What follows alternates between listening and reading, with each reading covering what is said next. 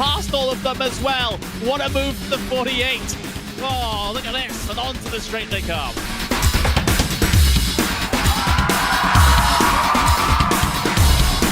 Brilliant move there from the number 40 to make it through. That left-hander sliding up the inside, going up now over Hawthorne Hill, down Pilgrim's Drop, and it's brilliant stuff here at Brands Hatch.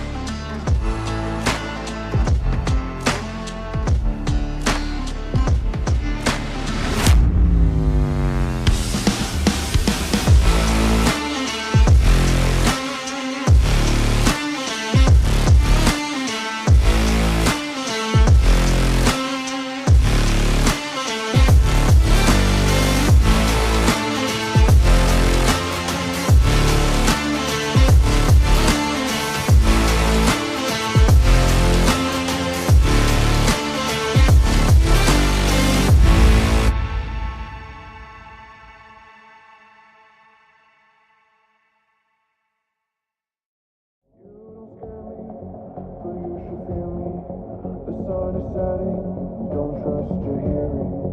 You made a monster, I'm your imposter. Go ahead and wander, but don't trust the water.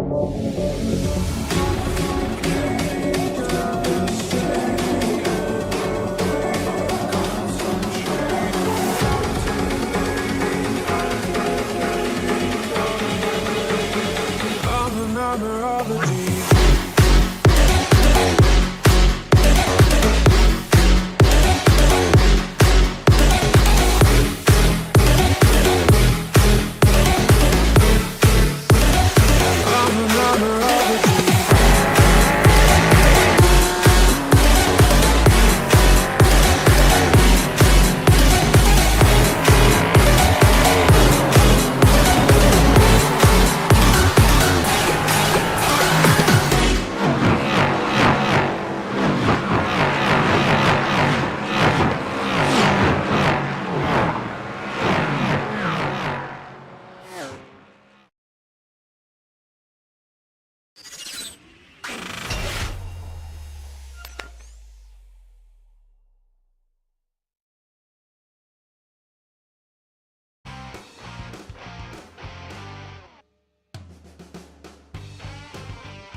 Hello everybody and welcome to the World Sportscar Championship for round number 2 here from Monza. We opened out our season 2 weeks ago at Barcelona with a fantastic race that ended with Christophe Herbigno taking the first win of the season. Now we've taken the trip across Europe for the second of only a few European races in our 8-race schedule here this season to take on 90 minutes of racing in northern Italy. My name is Ewan Leary alongside Jack Stiles here for the second round of the championship, and Jack, I thoroughly enjoyed getting our season underway 2 weeks ago, but now it's time for Monza. Presents certainly a different challenge to Barcelona a fortnight ago. Barcelona, obviously, of course, a circuit, a few more tighter corners. Monza, it's the temple of speed, Ewan. We are going to see these cars at probably their maximum. We're going to see them all season. Lots of heavy braking zones, lots of overtaking opportunities. I love this circuit. I think I said that the same as Barcelona, but that just shows this schedule for this series is so good. Monza, of course, this week, Road Atlanta next week. I mean, this is just a rundown, Ewan, of some of my favourite circuits on the iRacing service. And some of the new ones too. Mugello is the only other European circuit after this one, and that's at the start of May, so we've got plenty of time to travel across the world between now and then, starting with Road Atlanta, of course, in 2 weeks' time at the end of this one. One of those sort of tighter circuits, I guess, on this schedule to go with Mugello. Most of them are sort of Grand Prix style circuits, and they've got the width to deal with multi-class traffic, but if ever you've got some question marks, I guess Road Atlanta and Mugello are where there will be the most difficulties. I think Road Atlanta, it's a proven circuit for multiclass racing. Of course, we see Petit Le Mans there at the end of the sort of last part of every season, and it shows it can be done. Of course, VP Sports Car Challenge runs these classes in the real world at that circuit, so I think the drivers will be able to handle it okay. Mugello, now I think Mugello is going to be an interesting one, Ewan, because it's not a proven multi-class circuit. I think maybe there's been some long endurance races there, but I'm not sure with these cars. So it's going to be interesting to see how that one plays out. Of course, it's fast, it's flowing.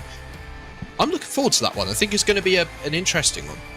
Yeah, not sure how many prototypes have gone around there, multiclass certainly, but we'll see when we get there, of course. Let's have a look at the championship points at the end of an opening round that saw Christophe Herbigno take the race win in LMP3 Pro.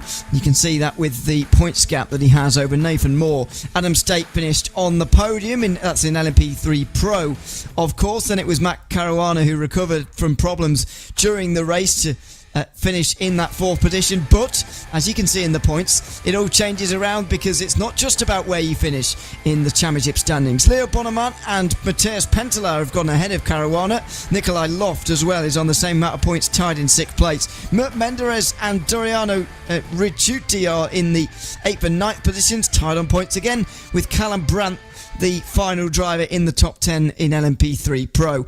In the AM standings, we've got Jus Poimeister, who is first ahead of Dan Piazza. Mac Mafarqua on the podium in LMP3 AM last time around, is third in the standings, ahead of Adam Locke, who has a point over Petter Herschel.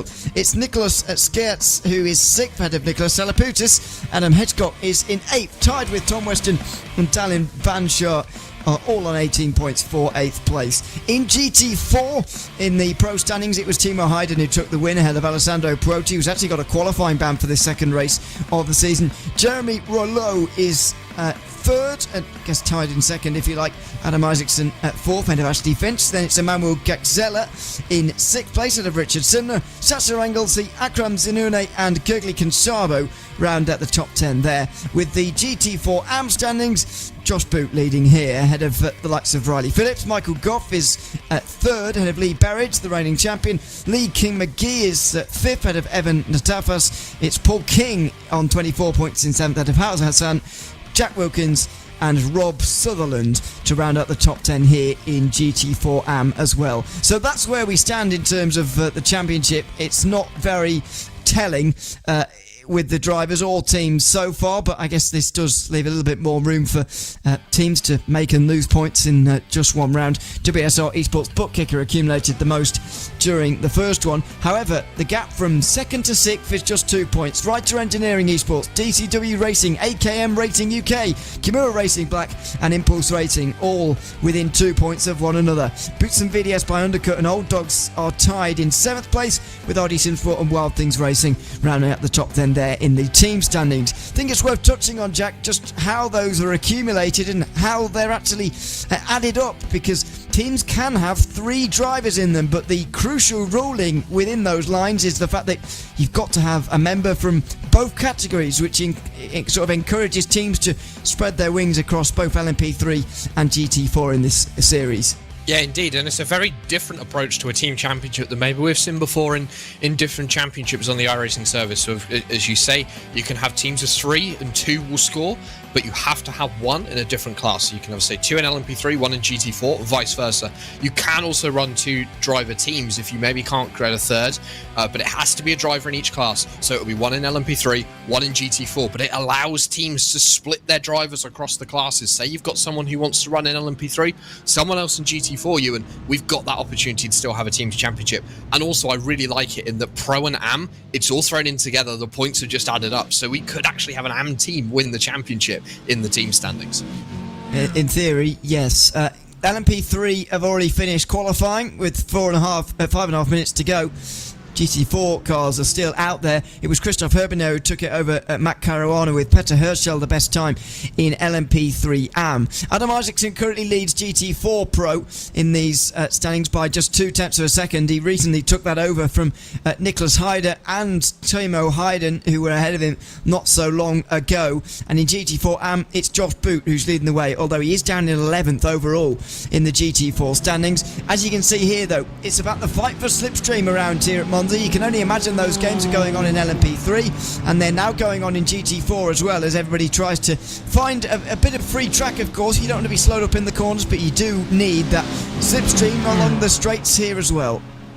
Yeah, and I think we did see it in LMP3 and definitely seen it in GT4 qualifying. I've been watching in the background as we've been going through the standings, and there's a few draft trains. I think the field is maybe a little bit more broken up than it was a few minutes ago. You and also seen quite a few people have issues in qualifying, push that limit a little bit too much and hit the wall. And of course, we do have a rule in World Sports Car. In qualifying, you can come into the pit lane, you can change tyres, but you cannot tow. Once you tow, you are out of qualifying, and that is it for you. And it shows that you have to get it right. The moment you make a mistake, you're most likely going to be towards the rear end of this field. A bit of realism added in, which is certainly a good thing. And welcome along to everyone who's in YouTube chat here tonight, listening and watching along with us for the second round of the World Sports Car Championship. Somebody suggesting that maybe Algarve should be on the schedule. I personally am okay with the fact it's not my favourite circuit in the world, but there we go. I know that it's a one that will suit these two cars, for example LMP3 and GT4, but as we said at the top of the show, we've got a nice mix of tracks here once again. And I'm personally not disappointed to see any of them, particularly on this schedule this time around. Not too many returning tracks actually on the schedule at this time around. The season finale was held at Daytona last time, and we returned there on the fifth round of the championship. We'll go as well to Sebring for the second time in 2 seasons, but other than that, not returning to too many previously familiar circuits, which I think is a good thing to keep it switched up a little bit. And actually, as we were speaking to a few of the drivers at the end of the last round at Barcelona, they were saying that this is going to be one of those that's quite a nice one in terms of multi-class traffic. There's so many straights here, the difference in speed difference on the straights between LMP3 and GT4 is sufficient that actually the traffic and the interaction between those two classes may not be so bad here for the drivers here today. And it's just going to be watching the braking zones for the LMP3s. Of course, those cars quite sensitive on the brakes, actually, Ewan. No ABS fitted to those machines. GT4, of course, traction control and ABS, they are built for the amateur market, although a lot would argue so at LMP3. But as you say, the traffic's going to be easier. There's a lot of straights, a lot of passing opportunities.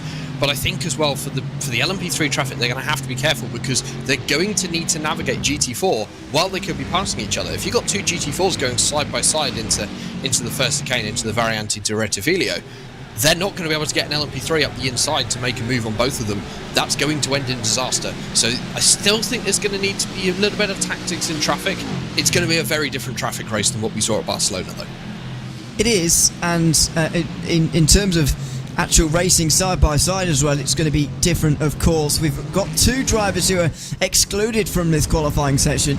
Alessandro Puotti is of the GT4 field and ran very well in GT4, as we just saw in the opening round. He finished second behind Timo Hayden at the end of that race, so he's clearly a strong driver, but will have to start from the back of the field, as will Mats Kjeldsen, who has already confirmed that he hasn't qualified for this one in LMP3. Those two make up the 51 cars on the grid here to go with the 49 who are already on the board with regards to times. Wonder how that's going to affect the likes of Alessandro Puotti here today, because he showed that he was quick in qualifying, but is it going to be difficult for him to make his way through the field here at Monza, and is that going to hold him back very much in terms of winning this race maybe, or getting at least a very good result in today's race? I think it'll hinder him in the opening section of this race. Of course, there's a number of AM cars that he's going to have to work his way through to get to the back of this pro field. However, I think he can do it, Ewan. I think these drivers are going to be sensible enough to know there's a pro driver coming from behind, from having this qualifying ban. I'm not sure Alessandro will phase him. I think it'll take 10-15 laps for him to get to a point where he's on the back of the pro field, but I don't think it's going to hinder him that much. I think come the long run of this race, he's going to be in the fight for the win. Couple of improvements there on the last laps for GT4 AM drivers. We've got Josh Boots still leading the way there, but Paul King moved up to just be 81 thousandths behind in second. Lee Berridge is up there now, as well as Evangelos Natafas, so good improvements in GT4 AM. And just saw a couple as well for the likes of Michael Pedersen, who's now third, Sasha Anglesey, who's now second by just 4 thousandths of a second, and Matt Loveridge is on the second row of the grid as well. The race winner from the first round down in 6th position, which just shows you how close GT4 Pro has been. Or maybe Timo Hayden just didn't get the draft train that he needed to get that absolute lap time. But Adam Isaacson, by the absolute skin of his teeth, currently on provisional pole as the checkered flag is out for GT4 qualifying. And as well, the margins are close in GT4 AMU, and Josh Boot less than 1/10 of a second ahead of Paul King for that qualifying position. This is going to be such an interesting race if these lap times are so close in qualifying. And as you mentioned, it could, mentioned before the broadcast, it could affect the way that we're going to see the race. If nobody can actually get away here, we could see some big groups forming and staying formed for quite a long time in this race. I think I used some cycling analogies in the previous race, Ewan, and I think here it might actually be a little bit more applicable with the peloton and the breakaway theory. I'm not sure we're going to see people getting away because the power of the draft, and especially if people start deciding to bump draft on the straights, I think it's going to be too strong. I'm just not sure people are going to have the pace to get away here. I could be wrong, and I probably am wrong, but I'm interested to see how it's going to pan out over the 90 minutes. I'm interested to see as well. It's going to be a fun evening, of course. There's Josh Boot making his way out of Ascari, arguably the most difficult of the chicanes around this racetrack, as Adam Isaacson also just makes his way out of here and looks like he will be on pole. I'm hesitating there because while time has run out, there are still cars going around, so I don't want to speak too soon for him, but it looks like he is going to grab this one, just avoid that Mercedes on the inside here, and he's in fact going to go to the pit lane, as is everybody. That looks like it's going to be it then. Michael Pedersen is still out there, but not improving, and that looks like it is the end of the session. So here is the starting grid for the second race of the season. Christophe Urbaneau and Matt Caruana will share the front row after an exceptionally close qualifying between themselves. Half a second back, though, is Nathan Moore and Adam State, the all WSR eSports bookkicker second row. It's Leo Bonneman and Julien Plumet who share row 3, ahead of Petter Herschel, who is the first of the AM drivers in 7th place. He's alongside second place AM driver Dan Piazza. Then it's Callum Brandt and Doriano Ricciuti to round out 7th and 8th in the pros. Dallin Van Shaw is an AM and he's 11th, ahead of Adam Locke. Then it's Ben Gregory up to the pros now, of course, ahead of Joost Boymeister, who did well at Monza, did well at Barcelona, you may well remember, taking the win in the LMP3 AMS on that occasion. Mac Farquhar and Nick Baggerman are on row 8, ahead of Nicholas Skertz and Prestanda Nomad's Taylor Lane, who's in 18th. It'll be 19th for Mert Menderes, ahead of Nikolai Loft. Adam Hedgecock and Toby Ward are on the next row, ahead of Matthias Pendler and Chico Liventar. It will be Jacob Jenner and Nicholas Salaputis to round up the 26-strong LMP3s on the grid, ahead of the GT4s, of course. Adam Isaacson takes pole by just 4 thousandths of a second, ahead of Sasha Engelsey. It is Michael Pedersen and Matt Loveridge on the second row of the GT4 grid, ahead of Andy Shield and Nicholas Hyder, the LMP3 driver from last season, turning his hand to the GT4s this time around. Race 1 winner Timo Hayden is down in 7th place alongside Jeremy Rollo of Wave Italy. It's Ashley Finch and Emmanuel Gaxilla to round out the top 10 in GT4 Pro. Richard Sunders 11th, ahead of the AMS. The next 7, in fact, are AMS, starting with Josh Boot in 38th. Paul King and Lee Berridge round out the top 20 rows, with Evangelos Natafas 41st, ahead of Howard Hassan. It's Riley Phillips next, ahead of Lee King McGee. Gergely Consabo is down in 12th in the pros, but 45th overall. Jack Wilkins and Caleb Ruddock are next. Ruddock sharing with Rob Sutherland on row 24. Eliza Seville was the final driver to settle lap time here, with Alessandro Proti and Mads Kjeldsen suffering from their pit lane penalties, so much so that they're not even appearing on our graphic there, but they will appear in the race, we hope. We'll keep our fingers crossed for them. 49 cars qualified, 51 will start this race here, Jack. 90 minutes, over 50 laps of racing. It could be chaotic. It's going to be exciting, that's for sure. It's going to be busy out there on this circuit. So then, Ewan, now we play the bingo game of we're at Monza and we've got to get 51 cars through the Rettifilio chicane. What is going to happen? I'm not sure. I can't put my my finger on it as to whether everyone will get through cleanly. I suspect we may get a couple of spinners as the safety car begins to roll under the old circuit that you can see on that beautiful chopper shot. But yeah, I think that's my main concern for the start of this race, is making sure everyone gets through that first chicane safely. Yeah, I mean, that's the first really key objective in this race. Although, to be fair, I think the first one's already gone. I think the first one is qualify up towards the front, and then the second one's get through the opening lap. But once we're through there, I mean, we could see a big group at the front of the field, although maybe not in LMP3. We didn't see their qualifying, of course, but it's clear that Herbino and Caruana were a class above the rest. They have put some outstanding lap times in qualifying. And, you know, 4 tenths clear at the top is Caruana compared to Nathan Moore in P3. So I think that's going to be, again, maybe we could see a breakaway at the front of the LMP2 field, but I just feel the draft is going to be too strong, where everyone else, that few tenth pace delta, you, and they can hold on, they can stay in the draft and make the most of that. I'm just not sure the delta's enough. We'll see if they can get away, who can get away, and how that's going to pan out over the course of the race. It is time to go racing again. Under the bridge they go. We're now into the green highlighted area where this race can begin. We're now under the control of Christophe Herbino at the front of the field, and he's getting us ready to go racing for the second time in the World Sports Car Championship for Season 2. The green flag is in the air at Monza. We are racing again. Christophe Herbino defends his pole position well, but it's Matt Caruana who's on the defensive. WSR Esports Butt Kicker trying to work their way through on the inside and the outside, but it looks like they'll be third and fourth. A bit of a slide on the brakes there causes a little bit of a kerfuffle into turn 1, but the top 10 or so have made their way through nicely. Let's hope it's the same for the bottom 15 or so. It looks like they're all emerging with all their bodywork still attached. Through the Curva Grande they'll go for the first time as GT4 gets underway as well, down in towards the Rettifilio for the first time. It's off the front, of course, Adam Isaacson, who has gotten off to a fantastic jump, it has to be said. Josh Boot in the AMs just looking to find some places and hold on in the midfield. But it's a much calmer start actually in the GT4s. Everybody taking it very nice and carefully indeed. And it looks like we've got all 50 of them through the opening corners without problems. Unfortunately, 51 have made it through the first chicane, but Taylor Lane has become a cropper at the Rettifilio della Roggia, losing it on the inside and having to recover from the gravel. The 32 machine is back underway as your GT4 field comes up to this second chicane. Looks as though everyone's kind of going single file now, Ewan. Settled down after that first chicane. As I say that, there's some side by side further back in the field, but I am impressed. Everyone's made it through, and I've spoken too soon. We've got a big pile up at the second chicane.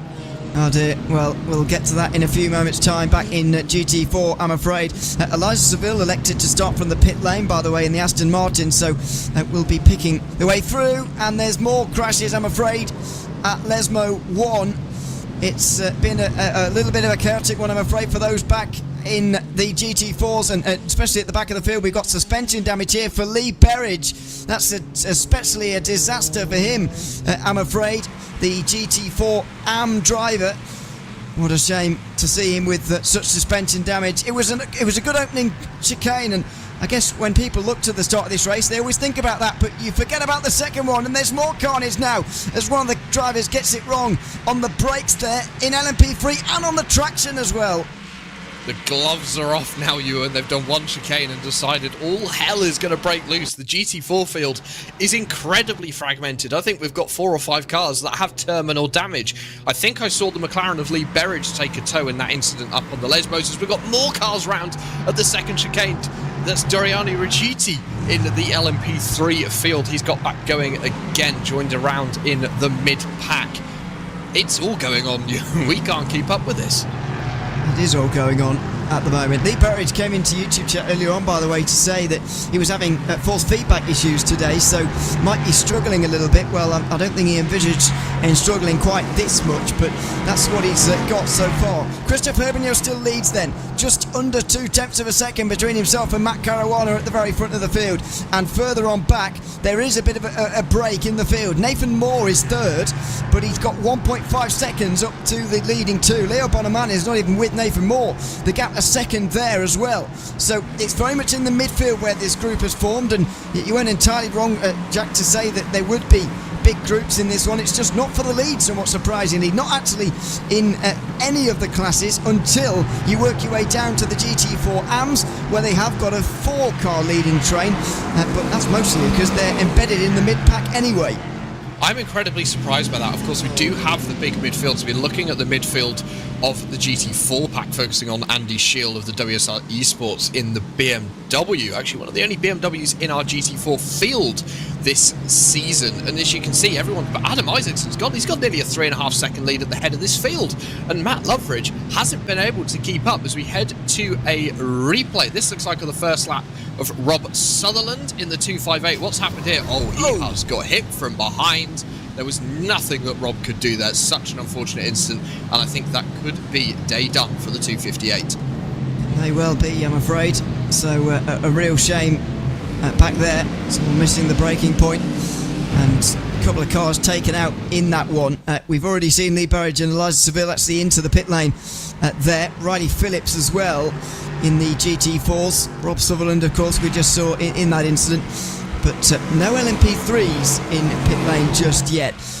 In LMP3 AM, we've still got Peter Herschel leading, and the gap is a little bit larger than you would expect to Dan Piazza. However, there is a pro car between them. Callum Brandt is between the two, which is slightly extending the gap compared to what you would likely expect to see. But either way, they'll continue fighting for LMP3 AM honours back here in the midfield. But out front we've seen no such problems, and no such problems really in LMP3 as a whole, it's got to be said. Adam Hedgecock has dropped to the back of the field as a result of spins and all sorts that have gone on so far. This is the view as to what happened to Mads Kjeldsen, I believe, who initially made a decent start from the very back of the field, just gets it really wrong on the brakes into the first chicane. Yeah, it's just very unlucky. These LMP3s, they are sensitive to the rear brakes, and we got a very short glimpse at the very end of that replay of another car looping it at the exit of the first chicane. But yeah, LMP3 seems to be going pretty well at the moment. As I say, I looked at my track map and there looks to have been a stopped car, but the thing they've got going again at the Rettifilio chicane, they are tricky cars to drive you in these LMP3s. I'm sure I said it at Barcelona, but it's going to be it's going to be even harder here, because Monza, you're going to want to take all the downforce off. You want as much straight line speed as possible, especially in a car where they're quite low powered. As we go to another replay, this is Adam Hedgecock up at the second chicane in the number 13. He's turned into the first part of the Rettifilio chicane, and he's looped up on exit. Very unlucky for Mr. Hedgecock in the Altitude Esports car. Got it going again over the Sausage Dog curb. And it just seems to be we're seeing little mistakes in the LMP3 field. I wouldn't say we've seen a big pileup, but it's those little mistakes, Ewan, that we're seeing already creeping through. Yeah, couple of small mistakes so far, unfortunately. So this is GT4 once again, where Adam Isaacson is leading by 3.3 seconds. Now, he has got away from the rest of the field, but what about everybody else here? Well, they're all in behind. Matt Loveridge for second position. Then it's Sacha Engelseek. Nicholas Heider's up to fourth place. Timo Heiden's still seventh. But this train goes all the way back to the AM leader. Josh Boot is actually in with these guys at the very back of the train as we go back to LMP3 again, because Callum Brandt is on the move forward here. I think this will be on Peter Herschel into turn one, and it is for a overall position, but not a class position. So there you go, into turn number one for him. But just under 10 minutes gone in this one, and it is surprising what we've seen in GT4 Pro, although that gap has now halved. Adam Isaacson clearly made a mistake. I wonder whether Isaacson maybe made a mistake. The lap time last time looked okay, so we're going to have to wait until we see the lap time at the end of this lap for the 78 Aston Martin as to what has allowed Matt Loveridge to get back in. So 1.7 seconds of your leader, that's not that much here. I think the draft could maybe be starting to take play. I also wonder whether we're going to start to see some bump drafting at the front, sort of second, third in GT4 Pro, and it was happening on the start in LMP3. So I would not be surprised to see it happening more. There's cars all over the place here out of Ascari. Don't quite know what's going on here. Has someone got to slow down? Is that what's creating all of this? But it's three wide in the background very nearly. I think that Aston Martin may well have a slowdown, or indeed just letting people through as a lapped car, not entirely sure. But there's the AM leading battle embroiled inside all of this. Josh Boot at the front of it in the 606, just ahead of Emmanuel Gaxella now, as well as Paul King and all of those others in the field. So that's really helping the AM leader as down in towards turn number 1. It's all going on here. Jeremy Rouleau is the one on the defensive, and it's Andy Seal who's right on the back. And in the impulse car, we've got Timo Hayden in there as well. Side by side through turn number 1 they're going to go, and the Mercedes of Timo Hayden will get past Andy Seal for 6th place. And I think that was just the pure grunt of that AMG motor really getting Timo Hayden off the corner. I do find the AMG GT4 really good in a power situation. And just to add to all of this, you and your LMP3 leaders are starting to reach the main pack of GT4. I think it's going to happen in the next lap or so. It's going to be very interesting to see how these two deal with the traffic. They have an incredible lead at the front of the field. They're running nearly a second a lap faster than 3rd place Julien Plumet, who's managed to get past Nathan Moore in the 31 car. That pace has been incredible in the opening laps of this race, and I just wonder whether they're going to be able to keep it up in the traffic. But maybe they've learned the traffic was a big winner or loser at Barcelona, and that's going to be key. Get your gap now, and you're in a better position come the first round of traffic. Well, exactly. If you can get a head start, if you like, then you're already one step ahead. They're going to get past the pink Mercedes on the way towards Ascari, and they'll both clear in time. But what about the rest of them? There was side-by-side battling in front, and there still is through Ascari here. This is really going to slow the two of them down. Matt Caruana is going to be very close as a result now. There's the run off Ascari here, but the GT4s are fighting with one another. How's Caruana going to deal with this? Is he going to try and get past Herbignoz, or is he just going to push him? Herbignoz moves to the right to block him slightly into the final corner, but Caruana breaks later anyway. Right round the outside of Parapolica, Matt Caruana wants to take the race lead here at Monza. He's very wide, of course, now of the corner, and they'll go either side of lap traffic on the front straight. It's going to be nose to nose off over the line, and a photo finish if you like, but still a long way to go. And Matt Caruana is going to get crowded out. Is he? No. He finds some space through the middle. Herbignoz doesn't choose to trap him behind the Porsche, and with these later braking, Matt Caruana will get through into the lead. That was a long drawn out pass, but well worked in the traffic. I was not sure that was going to pull off from Matt Caruana. I could see Christophe Herbignoz blocking him in a bit in the traffic, but it did work. And I think Herbignoz was thinking about a move back into the De La Rocha chicane. He's looking, but the room just isn't there as they head past the Impulse Mercedes. So the 17's going to hold the lead for now. I can guarantee you Herbignoz is going to try and get that back. I think they're now going to start losing time to the cars behind, as we've had a big accident at the second chicane in the traffic.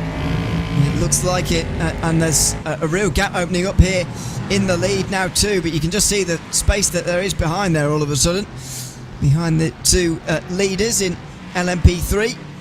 They're still out front, by the way, by a few seconds. Julien Plumet is second, or third, excuse me. That was all very close. Herbignoz immediately closes in all over again on the way towards Ascari, but Matt Caruana takes the better line into that chicane, and so will extend the margin slightly between those front two drivers. But interesting first run through traffic with Adam Isaacson now cleared. That's pretty much it for the leading two. It hasn't changed an awful lot between them, to be honest. It's only extended their gap to the rest of them behind from third on backwards.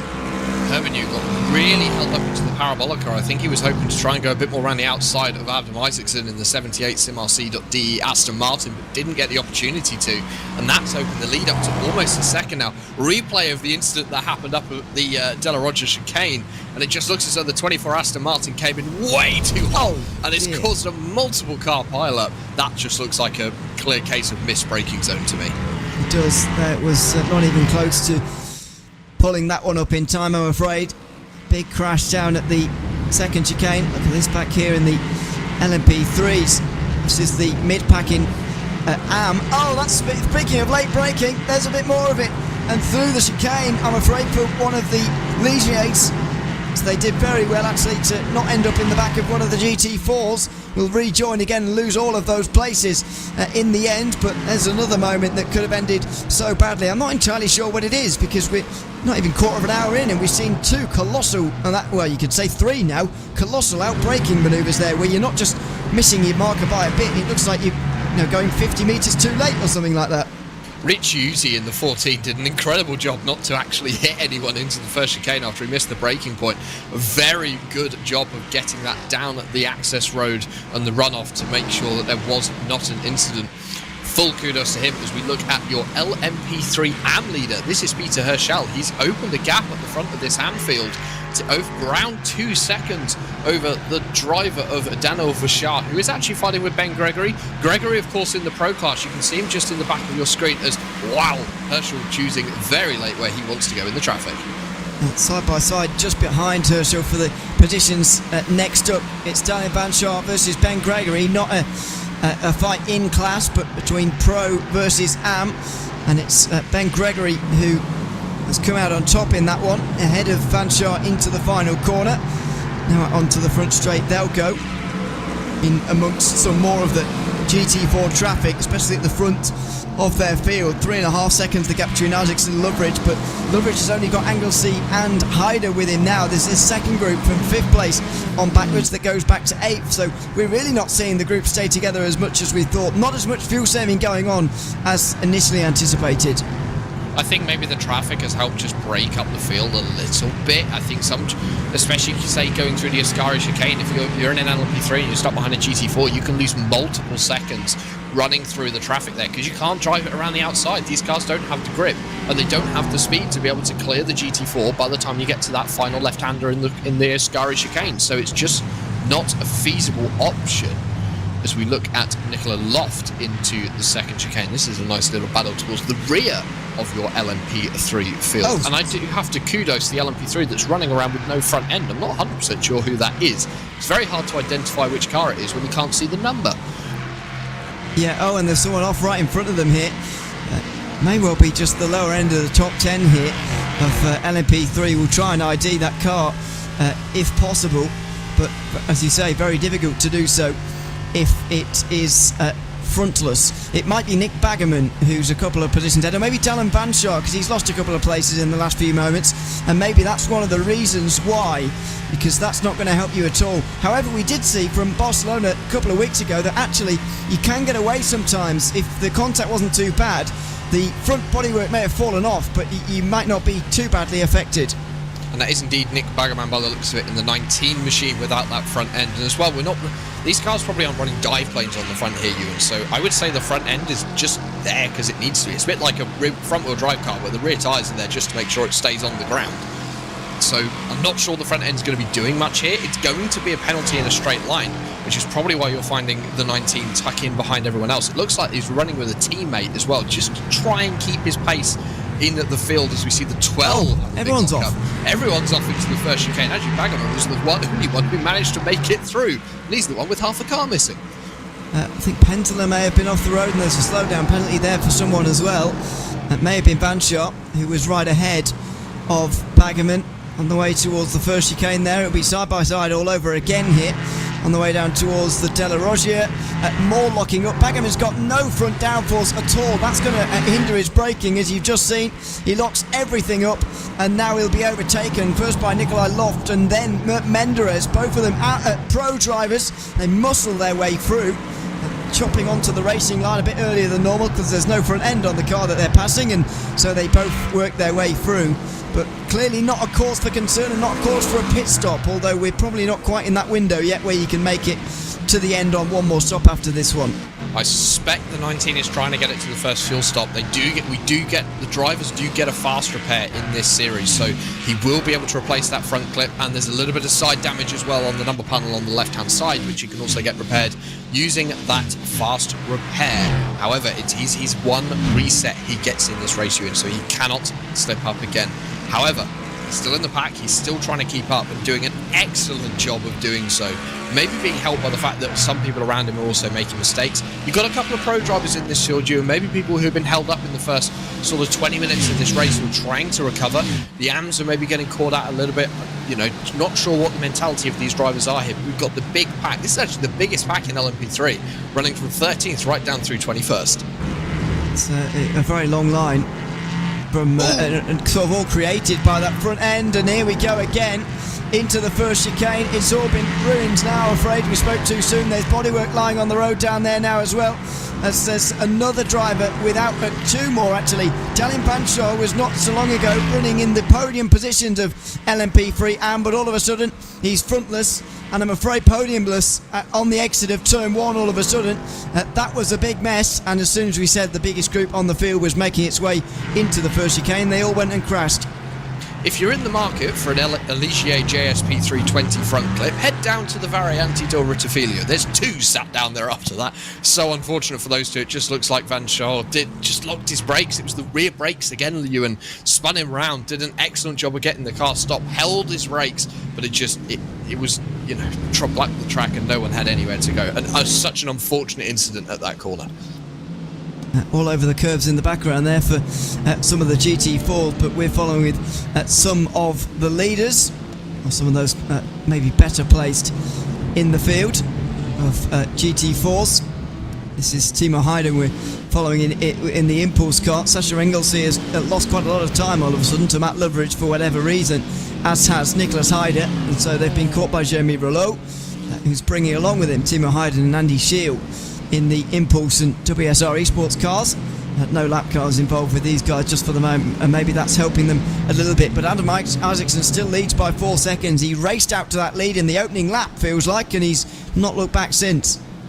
And the gap did come down a little bit, but it's stretched out again as the traffic's worked its way through on the first pass, and we're getting close to the second pass. It's only going to be 3 or 4 laps, and I think we're going to see another pass through traffic for the LMP3 class. So Adam Isaacson really done a good job here. Matt Loveridge maybe just doesn't quite have the pace, but we saw this last week. Ewan, Adam Isaacson was incredibly quick. Replay on your screens, and this looks to be on board with Ricciuti going into the first chicane. Well, what's going to happen ahead of us here? I'd imagine it's all going to be in front of our eyes. Who's going to lose it? What's going to happen? Well, it's sort of everybody piling in at once here, and that car coming across the road is Dalin Banshaw after previously getting onto the grass and losing control. And in the end, Ricciuti didn't have anywhere to go. No, Ricciuti did his best to avoid that, but Dalin Van Shaw was coming across the track, and I will apologise to Van Shaw. He didn't lock his rear brakes, he touched the grass, so the replay has corrected me indeed as to what happened in that incident, but so unlucky for both of them. But as I said, if you're in the market for a front clip off an LMP3, the Ritafiglio chicane you place. There's 3 lying about the entire circuit for whatever reason. They do seem to fall off very easily, more easily than any other part on any other car, certainly in this race, maybe iRacing wide, because I've not quite seen front clips fall off with the frequency that they seem to in LMP3 events. But anyway, let's hope that that's the last we see of that here tonight, although something tells me it might not be. Christophe Herbiner is leading the race overall, by the way. We didn't see the pass for the lead here, but Matt Caruana is no longer heading the field around anymore. I wonder whether it was traffic related or not. I mean, most of the passes will be at this stage in the race, because we're at that stage already where the GT4s are so spread out. There have been so many things that have gone on so far that they have all of a sudden started to spread out so much, but it wasn't in fact traffic involved on this occasion. Christophe Herbiner just headed his way down to the inside for a fairly slam dunk pass in the end. Herbiner has been setting the pace, and I think was setting the pace at the front of the field at the start of the race. Well, ignore the fact they've got a 7-second lead over Julien Plumet, but he was setting the pace. He's been doing fastest lap after fastest lap. Actually, 2.5 tenths better than Matt Caruana's best, so I'm not overly surprised that Christophe's got past, and I think Matt Caruana will just slot in and go with Herbiner now as we approach the first round of pit stops. We will be on board with Nicholas Heider here into the first chicane, which is of course part of the Teams Championship winning SimRC outfit, although driving in the prototype category, the LMP3 class of this championship throughout Season 1 towards the back end of 2023. Back again for Season 2. It's put him in the GT4 class on this occasion, and I would argue it's put him where SimRC is more well known for in these sort of GT style cars. Although they can do a bit of prototype racing, it's GT cars where they really plied their trade and have done historically. See, I'm pretty sure I remember, and I'm going to be thinking back a long time here, Ewan, so my memory is probably wrong. I'm sure I remember seeing SimRC do GT and prototype back in the early days of, let's say, the Neo Endurance series, and it's a team that's been around in sim racing for as long as I've been sim racing, on iRacing, 8 years this year. So they are a staple of the service, and it's great to see them in the series bringing these top level drivers into the fray and really giving everyone a run for their money. And it's lovely to see, and we've seen this with WSR series in their whole history. I remember doing another WSR series, the World GT Championship, broadcast on RaceSpotTV on a Monday evening at the moment, and I was racing against Williams esports drivers, and it gave me a chance to race with the pros and see how different they race. And for the AMs in these fields, they're getting that same experience here. You may be right, by the way, but I don't remember the SimRC prototypes back from Neo, for example. I remember the Aston Martin GT1, but that might be what I'm remembering. Yeah, not a. What did they drive the Corvette? I think it was the Aston Martin, but I don't remember. Back at a different time in iRacing, I think it's fair to say, when we were using those cars instead of the more modern machines which we have today, including LMP3s and GT4s, which were a world away from that time, I guess. This is one of those LMP3 battles heading its way up towards Ascari. It's for 13th overall, but 9th in the pro standings. Nikolai Loftus leading the way ahead of Mert Menderes, and clearly Nick Baggerman, whose lack of a front end is not slowing him down. And I think Nick Baggerman, he's going to go for a pass on Mert Mendes here. So obviously feeling like he's being held up with half a car and making that move down into the Parabolica nice and cleanly up the inside. The move is done, but he needs to get that draft from the car ahead, because Mert Mendes is going to get the run off the corner. And I'm not sure whether Nick Baggerman's going to have much to do in that 19 machine, because let's be honest, it's going to be like a big parachute at the front of that Ligier. 3 wide across the front straight, and actually Nick Baggerman's managed to hold on to the position. I'm quite impressed. Well, he's held on against Menderes. What about Matthias Penteler, who's coming through on the inside line now in towards turn number 1? It's going to be Penteler who goes through in the end. So Baggerman takes 1 step forward and then is pushed back 1 step, all in the same way. So a bit of a shame for him on that occasion, but good battling down in towards the first chicane. Clearly, yeah, he's doing well without that front clip, and for whatever reason, he said, well, I don't need this extra weight, forget about the front end, I'll just do without it, and that's what he's got right now. You say there's a faster pair in the series. I mean, is he even going to be tempted to take it here at the first pit stop? You'd imagine he will do. I think he will do, because although it seems to be working out for the 19 machine, it will be a hindrance on a straight line. You've got to remember that these front clips, they're aero designed, they're meant to be slick and reduce the drag. Let's be honest, your front suspension being exposed to the and the tub, the front of the tub being exposed, is not going to do a lot for your drag coefficient. So I can see Nick Baggerman taking that fast repair at the stop, and the pit stops are beginning. We have had some cars come down onto the pit lane to make their first stop as we have contact into the Parabolica. Well, that could have been a lot worse there. I thought there was going to be a big accident. It was involving Michael Pedersen, who was previously fighting for the high positions in GT4 Pro, of course, and just behind Paul King, who was involved there, I think. Another driver who qualified well but hasn't raced quite as well this time, although it's still third in GT4 As you say, we are very much approaching pit stops here. Nearly half an hour gone in this race, and it has flown by. Plenty of interest from this one. Few incidents, of course, but lots of good racing, and so far a race that hasn't really been resolved in terms of who's going to win in any of the classes, especially overall. Overall, that's your closest lead battle at the moment. It's still within a minute. Christophe Herbigno leading Matt Caruana. I think that the class that's maybe looking the most comfortable currently for that leader is Herschel in the 77 in the AM LMP3, and it's kind of copy-paste from Barcelona, Ewan, where we saw the LMP3 AM field was getting a little bit more stretched out earlier on in the race, whereas the GT4 field and the LMP3 Pro field were much closer throughout the race, and it was only the final moments where it was decided. Let's hope that we see something similar. Nick Baggerman is in. Now, I wonder if he will be using that fast repair now, because he's making his pit stop finally. We've already seen Doriano Ricciuti in, Nicholas Geertz, Chico Leventhal and Dallin Vanshot. Those are the drivers who can probably make it on one more stop, not including Jacob Venner, or Jenner, excuse me, even though he is still out on the circuit. I am not sure he can do it on one more stop to the end, because of when he came into the pit lane at the end of only 3 laps in this race. So we'll keep an eye on that one. There is Petter Herschel at the front of the LMP3 Anfield, and in his situation it's very different to those who have been caught up in incidents, and at the back you're in cleanish air, you're not around anyone who you're fighting for in class, and so you might as well stay out there on the circuit for as long as possible. And as well, I think Peter Herschel, he's got a tricky job here. He's not fighting with anyone. He's just making his way through the traffic. There's a risk here that you could become a little bit too relaxed to the point where you lose concentration.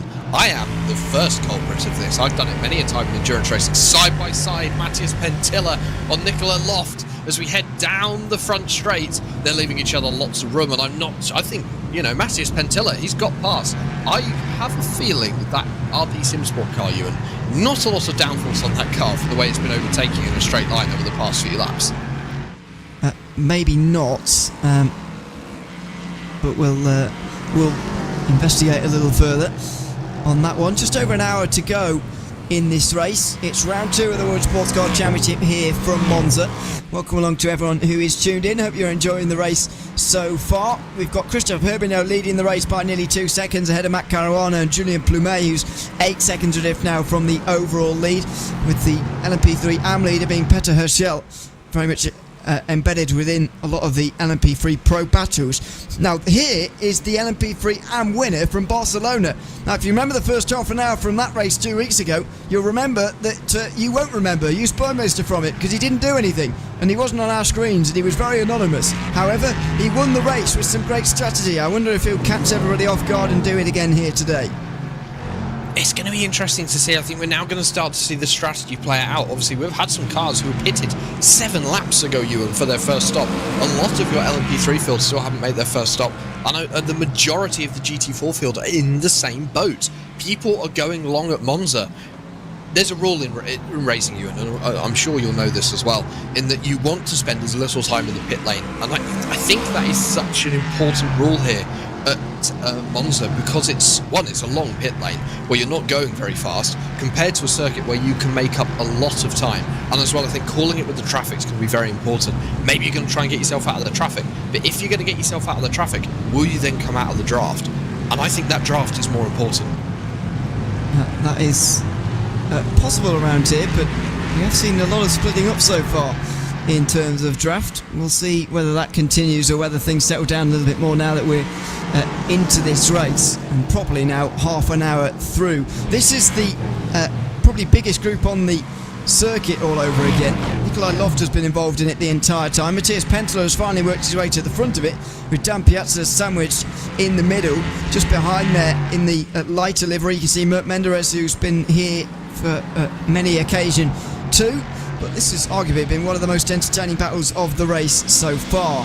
This is back in GT4 all over again, and it's not Timo Hayden in the Impulse Racing car, it's Sasha Engelsey who's just ahead of Nicholas Hyder. These two have finally now got away from the rest of the field in GT4, which really has spread out as well. There's now a 3.5 second gap between Hyder and Jeremy Rouleau, who's leading the next group.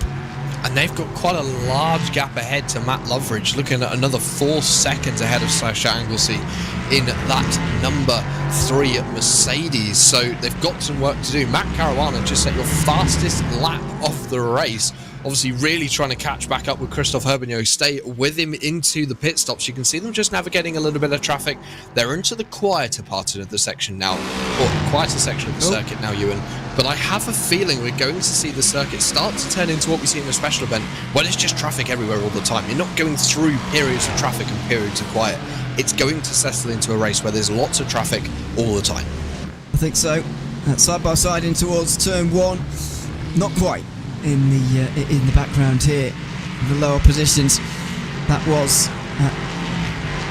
that would have been, well, which part of the group would that have been there? It would have been Piazza trying to work his way past Nikolai Loft in towards turn of 1. I was distracted by the leading battle actually, but between Christophe Herbinot and Matt Caruana, because they were getting very close to one another on the way towards the second chicane, but that quickly dissipated as we go back to see Nick Baggerman in the lower part of the LMP3s now.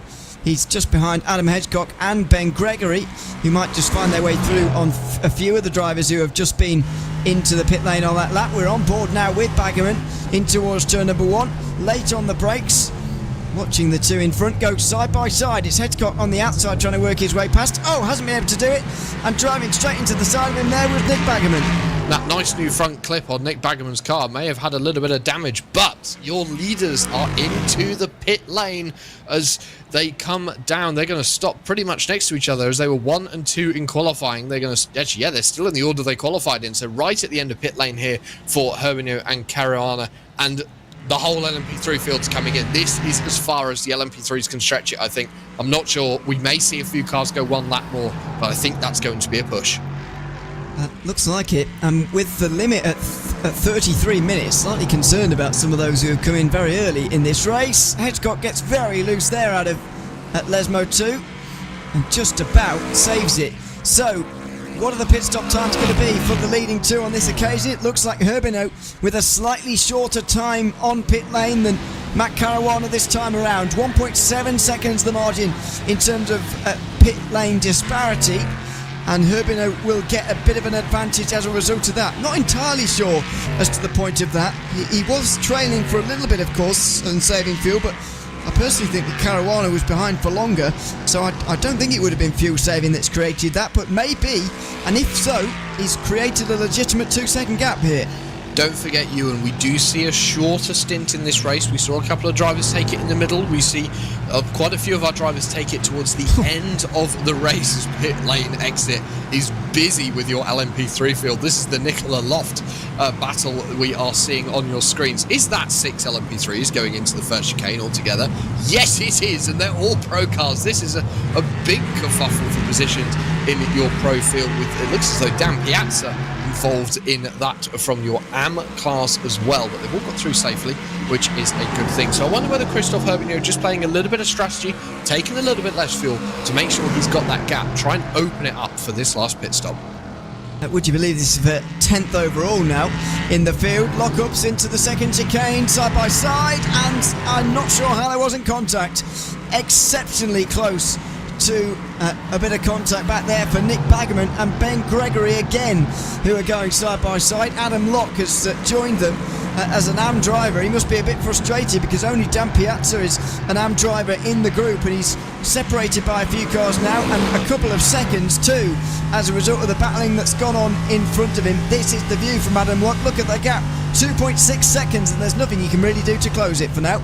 This is the dynamic of having pros and AMs in the same field, and you are going to have times where you could be caught up in the mid-pack of the pro field, and that is going to happen. It's going to happen again. It looks as though one of the cars was delayed coming out of the chicane. I believe that is indeed Ben Gregory was delayed coming out of the Ascari chicane following some GT4 traffic. Is going to hold off Adam Locke though in that AM machine. Obviously Gregory missing the first round of the championship last week or 2 weeks ago, so good to see him here at Monza and out on circuit. Yeah. Out onto the front straight again. There's a car leaving pit lane here. Be careful, as we do have GT4 pit stops too. Gergely Kinsaba able to go a lap longer than most of the rest of them. Nicholas Hyder and Timo Hayden can say the same. Adam Isaacson has been caught now by Matt Loveridge, who gained 3.2 seconds in the pit stop, so we'll get a proper rundown in the GT4s in a few moments time when they've probably sorted themselves out, but it looks like we may well have a race on. It was too early surely to just give Isaacson the win after an early lead. And Matt Loveridge, I think, has pulled off an absolute blinder in the 71 to be able to pull that back. I do worry, though, Ewan, if he has to take a little bit more fuel at the final stop, but we saw Timo Hayden do a similar strategy at Barcelona, and it worked. So we could be seeing a repeat of that. Has Loveridge been doing his homework? I'm not sure, but Adam Isaacson, now for the first time in 40 minutes almost, he's got some pressure for his race lead.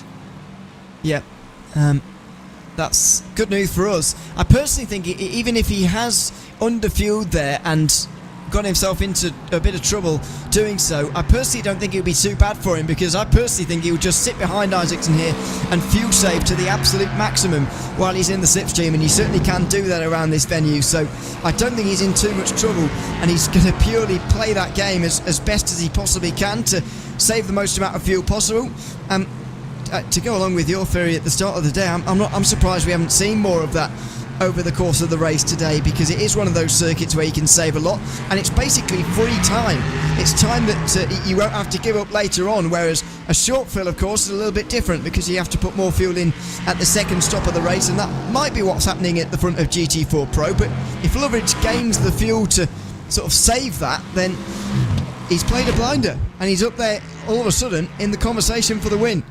And we discussed this off air before the broadcast started, about the fuel saving tactics. And from my experience from racing around Monza, that's what you do. You can gain so much time here by fuel saving.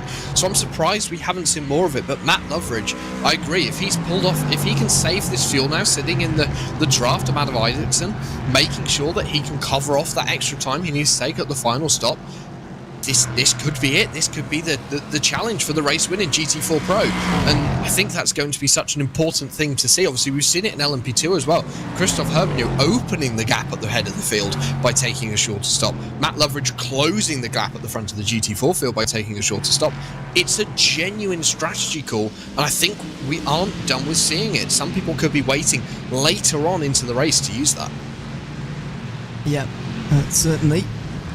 In the lead of the GT4 AMS, by the way, it's Josh Boot who's at the head of the field. In second place, just 2.5 seconds back, is Lee King McGee, who gained a bit of time with a shorter stop. So did Paul King, and those guys are now trailing Josh Boot by a little bit less time than they were previously. There is the run down towards the second chicane for Boot in the purple Mercedes, so we'll keep an eye on them as well. We've still got Petter Herschel leading the way in LMP3 AM, and it's still by a significant margin as well. Matt McFarquhar is 15 seconds behind, and Juice Poinmoster has decided not to go for the same strategy that he did, 2 weeks ago. However, I think it might be a little bit more difficult to pull off at Monza anyway. If we saw the fuel limit at 33 minutes for those at the front of the field, surely that only gives you about 6 to 10 minutes of wiggle room throughout the entirety of the race, and compared to what we had at Barcelona, where they were doing nearly 40 minutes, that's a significant cutback and a very big difference in terms of what you can do with your strategy. And I think that highlights the difference in how long you spend on full throttle here at Monza. It's a long part of the circuit you will spend on full throttle, especially in these cars. These are not GTPs, they're not GT3s, GT1s. They are slower class cars in your sports car category on iRacing, and they are going to typically spend more time on the full throttle. We've also got the fuel limits at play in this championship, where the fuel is going to be at a lower level. They're going to have tighter windows, and you are right, I think it's going to be about 6 to 8 minutes wiggle room.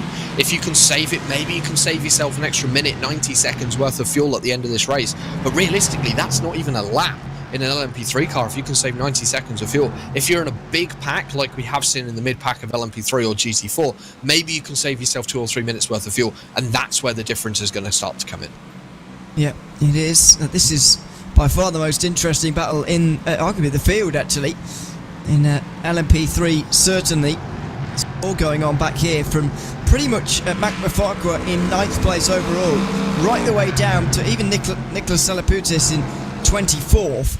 The gaps really aren't very large at all, and this is by far the most congested part of that, just on the edges of the top 10 now. At the head of the group, it's Matthias Penteler, only 2.5 seconds behind Mafakwa. Then we've got Dan Piazza just behind that. Nikolai Loft at the head of another group, with Nick Bagman, Ben Gregory and Adam Locke, and that's the one we're following here, with Locke trying to find his way through on Ben Gregory, who's in the LMP3 AMS just ahead here. Around the Curva Grande they will go, and on the brakes for the Della Roggia very soon. Gregory goes to the defensive. Will that matter? Yes, he holds on to the prime line, and so will hang on to 14th place overall, but more importantly 11th in Pro, although Adam Locke is not a Pro driver. Very difficult to work out what to do in this interaction now, as the AM driver has the awkward situation of having to make overtakes for pretty much no gain. And I would say no gain, maybe not. I think there's still gain to make in the overtakes, maybe more down the route of it's getting them closer to the next AM car, but when you're fighting like this with a Pro car, it maybe isn't worth it, because the Pro car might be able to bring you back towards the next AM car, bring you that little bit closer to a point where you can challenge.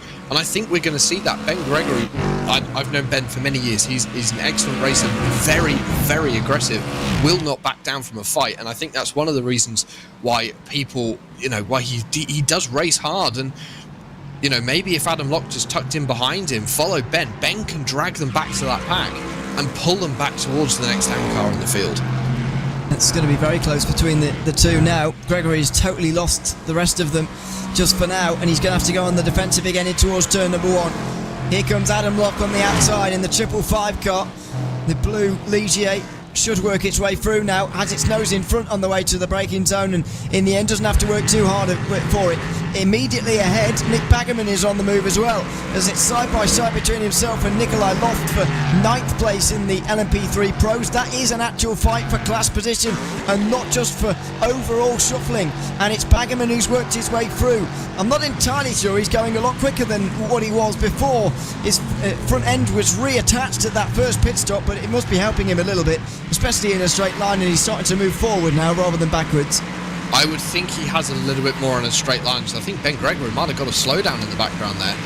But Nick Baggerman, I suspect that car handling a little bit better than it was. Yes, indeed, Gregory has got a slowdown. So unlucky for the 113 who was fighting with Adam Locke. He's dropped back, so a little bit of ground to make up now for Ben, but I'm sure he can do it. He's actually dropped himself behind Mert Menderes now in the number 55 as we take a look back towards the front of your GT4 field. That's the lead now. Matthew Loveridge, apologies, who has been able to close the gap. Yeah, he's right there. I'm just going to, if we can just stay on board here on the way towards the second chicane, just going to listen in here to see what happens and whether he's lifting off very much on the way down towards these braking zones or whether he is still at full push on the way towards the Della Roger. This is on board with Matt Loveridge.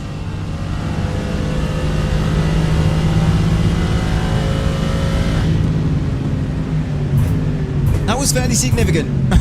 I don't know about you, but I felt that was quite significant actually. Maybe 50 metres or so of lifting off, but then again you don't know what Isaacson is doing. If he's doing the same thing, it's rendered almost pointless. Producer, can we have the same for Adam Isaacson the next lap so we can try and compare what the two leaders are doing in GT4? But yes, you are right, Matt Loveridge, that was a big save into the second chicane, and I think this is what we were talking about earlier, Ewan. He's trying to save back that time, and he's in a position to do it. Adam Isaacson maybe not running the pace he was, no I lie, he's 0.3 off his best lap last time, so still running an incredibly good pace. Matt Loveridge, his pace is similar, his pace is good, and they're running nearly a second faster a lap than their next competitors, but I think Loveridge has just got himself into a position where he can fuel save, he can do those big lifts and not have to worry. I'm not sure. It sort of depends really where those 3 tenths are being lost, because you're right in saying that it was actually 2.5 tenths slower than his best lap so far. He's very close, but it depends where that time is lost. Is he losing it in the corners through not driving quite as well as he was earlier, or is he losing it just before those braking zones as he's saving a bit of fuel? Because, as I say, if that's the same for Isaacson and Loveridge, then there's almost no point, and Loveridge is still going to have a 3-second longer pit stop at this second time of asking. And does he have the pace to get back on terms with Isaacson if he comes out more than a second behind? I'm not entirely sure. What is going to be the problem for him as well is the fact he'll come in a lap earlier, of course, Matt Loveridge. He'll go out there, and it's not like you get an undercut here in this series. You're going to be heavy of fuel when you're going out onto the circuit, and surely slower than the Aston Martin that will remain out there on the circuit. We'll get back to that in a moment, but in the meantime, we'll listen to Isaacson to see how much fuel saving he's doing.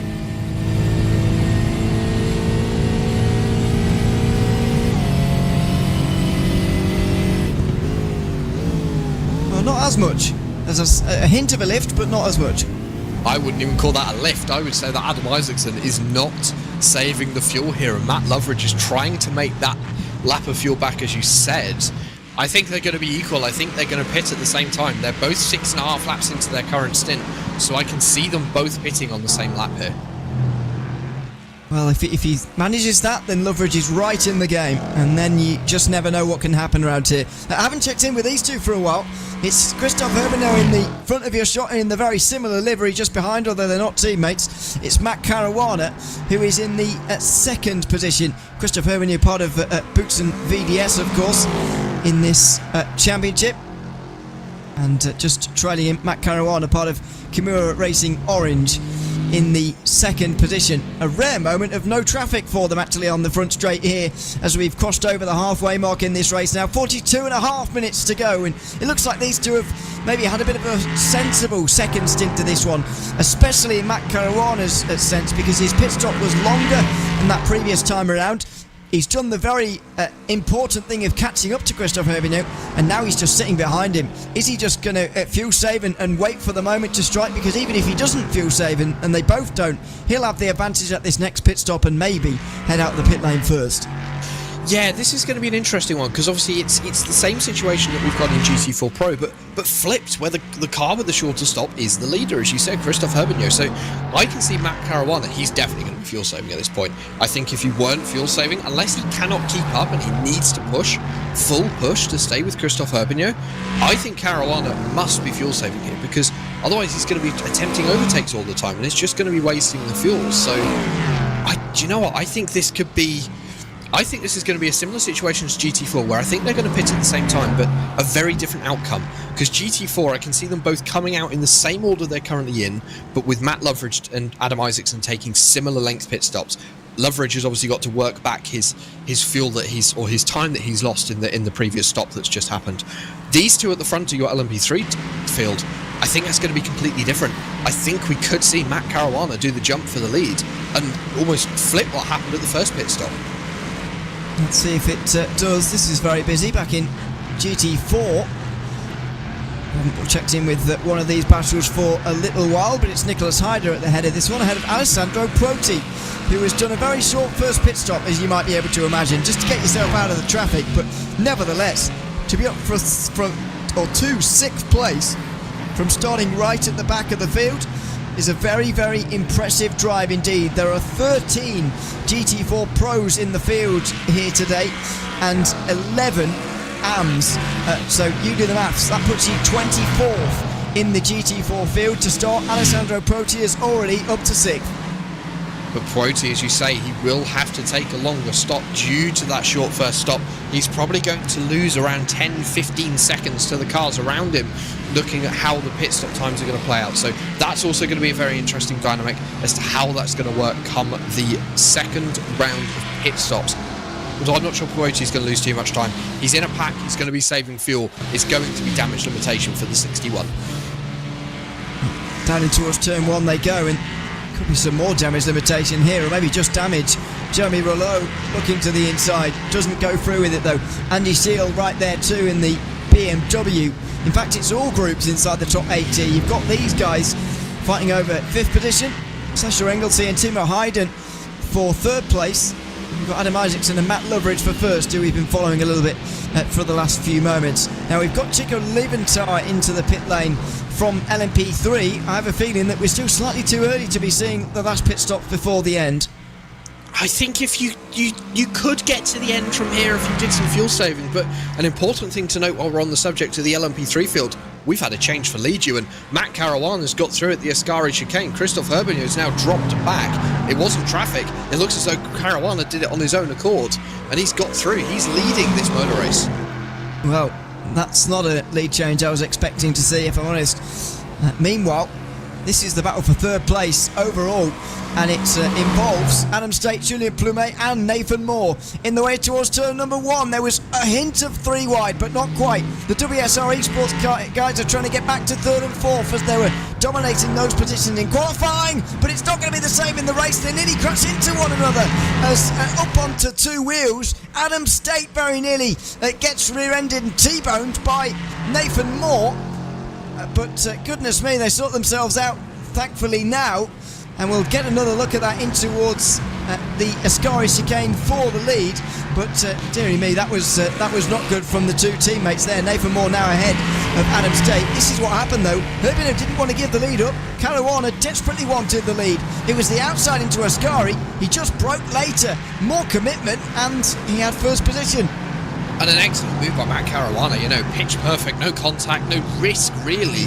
But Christophe Herbigno just kind of deciding I'm going to back out of this one. You know, it's not worth the risk with 37 minutes to go, maybe thinking he's also got the pace. He's staying within half a second, so I'm sure that's not the end of your LMP3 lead. We're looking back at this battle for third with Julien Plumet, Nathan Moore and Adam State. So close to disaster for the WSR Esports teammates, but I think they're going to settle down. Adam State now going for his challenge on Julien Plumet. He is down into the final corner again. WSR Esports bookkeeper just have to regroup here a little bit and see if they can come back again on Julien Plumet. Maybe into turn number 1, but they're probably too far away, to be honest, at this stage. Adam State is just trailing in the slipstream. Hands it over to Nathan Moore. He's probably a little bit shaken up after that big ride over the curbs on the last time around. Meanwhile, back in the pack, back to these guys for the lower positions, the lower part of the top 10 anyway. Ben Gregory trying to find his way past Adam Locke. This is what happened in towards turns 1 and 2. I mean, nearly 3 wide, probably a good idea for 2 teammates not to be involved in 3 wide, to be honest, but it's this moment here that really gets the pulse racing. Adam State on the inside line here. He's not pushed necessarily onto that inside curb, he just gets on there himself, and to be honest, he was actually relatively close to rolling the car. Gravity does its thing and pulls it back in line again, but Nathan Moore very nearly clattered into him as well. That could have been a bad moment for the team. And it just looks as though when the car landed, that's when it sort of bounced and stepped out as we look back towards Ben Gregory in this ongoing fight for 13th overall between Nicola Loft, Adam Locke and Ben Gregory. They're all back together once again. As soon as I say that, we're going for eyes on the GT4 field now. And, you know, it's starting to get to the point of the race again, Ewan, where wherever we look, there's a battle going on. It kind of settled down after the first 20 minutes, but it's heating up again now. It is. Jeremy Rouleau there down the inside of a lapped car by the looks of things into turn 1. He's chasing Alessandro Puoti. That wasn't Puoti, he just overtook. Is that car missing its front end, or is it just a dark livery? Might just be a dark livery on the lap car there, so that's okay. Josh Boot is around 10 seconds behind these guys, by the way, and he's not got a big lead. We've been speaking about GT4 AM as if it's a done deal, but that's only 2.5 seconds. In fact, it's only LMP3 AM that really has a significant margin at the front of it. Meanwhile, third place for LMP3 again. Nathan Moore's got through on Julien Plumet. Adam Stake trying to do the same. He's on the outside into turn 1. We've seen this before. Is he going to have more success into turn 2 this time? Well, he grazes the curb, but doesn't nearly roll onto his roof again and gets up to 4th place. And actually a really nice move there by Adam State to get through. It has allowed Nathan Moore to get away at the front, but I'm sure State will close that gap up. But it also puts the 2 teammates back together. Julien Plumet and Leo Bonamine now going to be joining this battle, the 2 Boost and VDS teammates in LMP3. So it's 2-on-2 really here, Ewan. We're going to see maybe a bit of team tactics. Pit stops can't be far away in sort of the next 15 minutes or so if people are running a full stint on this second run. So as we see actually the 31, I think Julien Plumet is not going to give this up. He's going to try again. But the more these 2 fight, the more it's going to allow Nathan Moore to get away. I don't think they're going to be challenging your leaders. They're 20 seconds up the road. And actually, Matt Caruana's opened up a 2-second lead as we're talking about the lead. But, you know, they're going to come back as we ride on board with Andy Shield.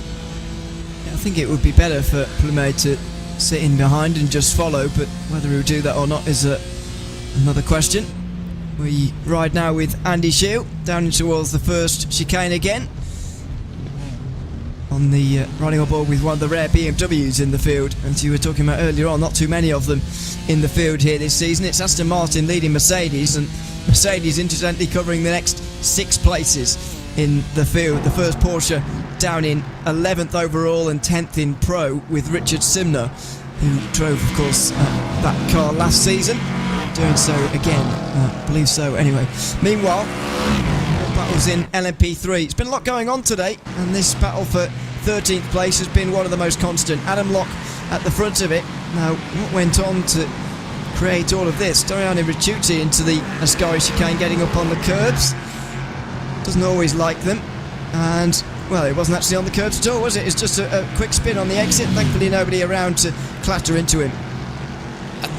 He's had a bad day, Ewan, as Doriano. You know, it's it's going from bad to worse really for that number 14 Michiel, and I do feel for him because it's obviously not started well, and it's just got to a point where he's got to play damage limitation, and I think that is so difficult to do.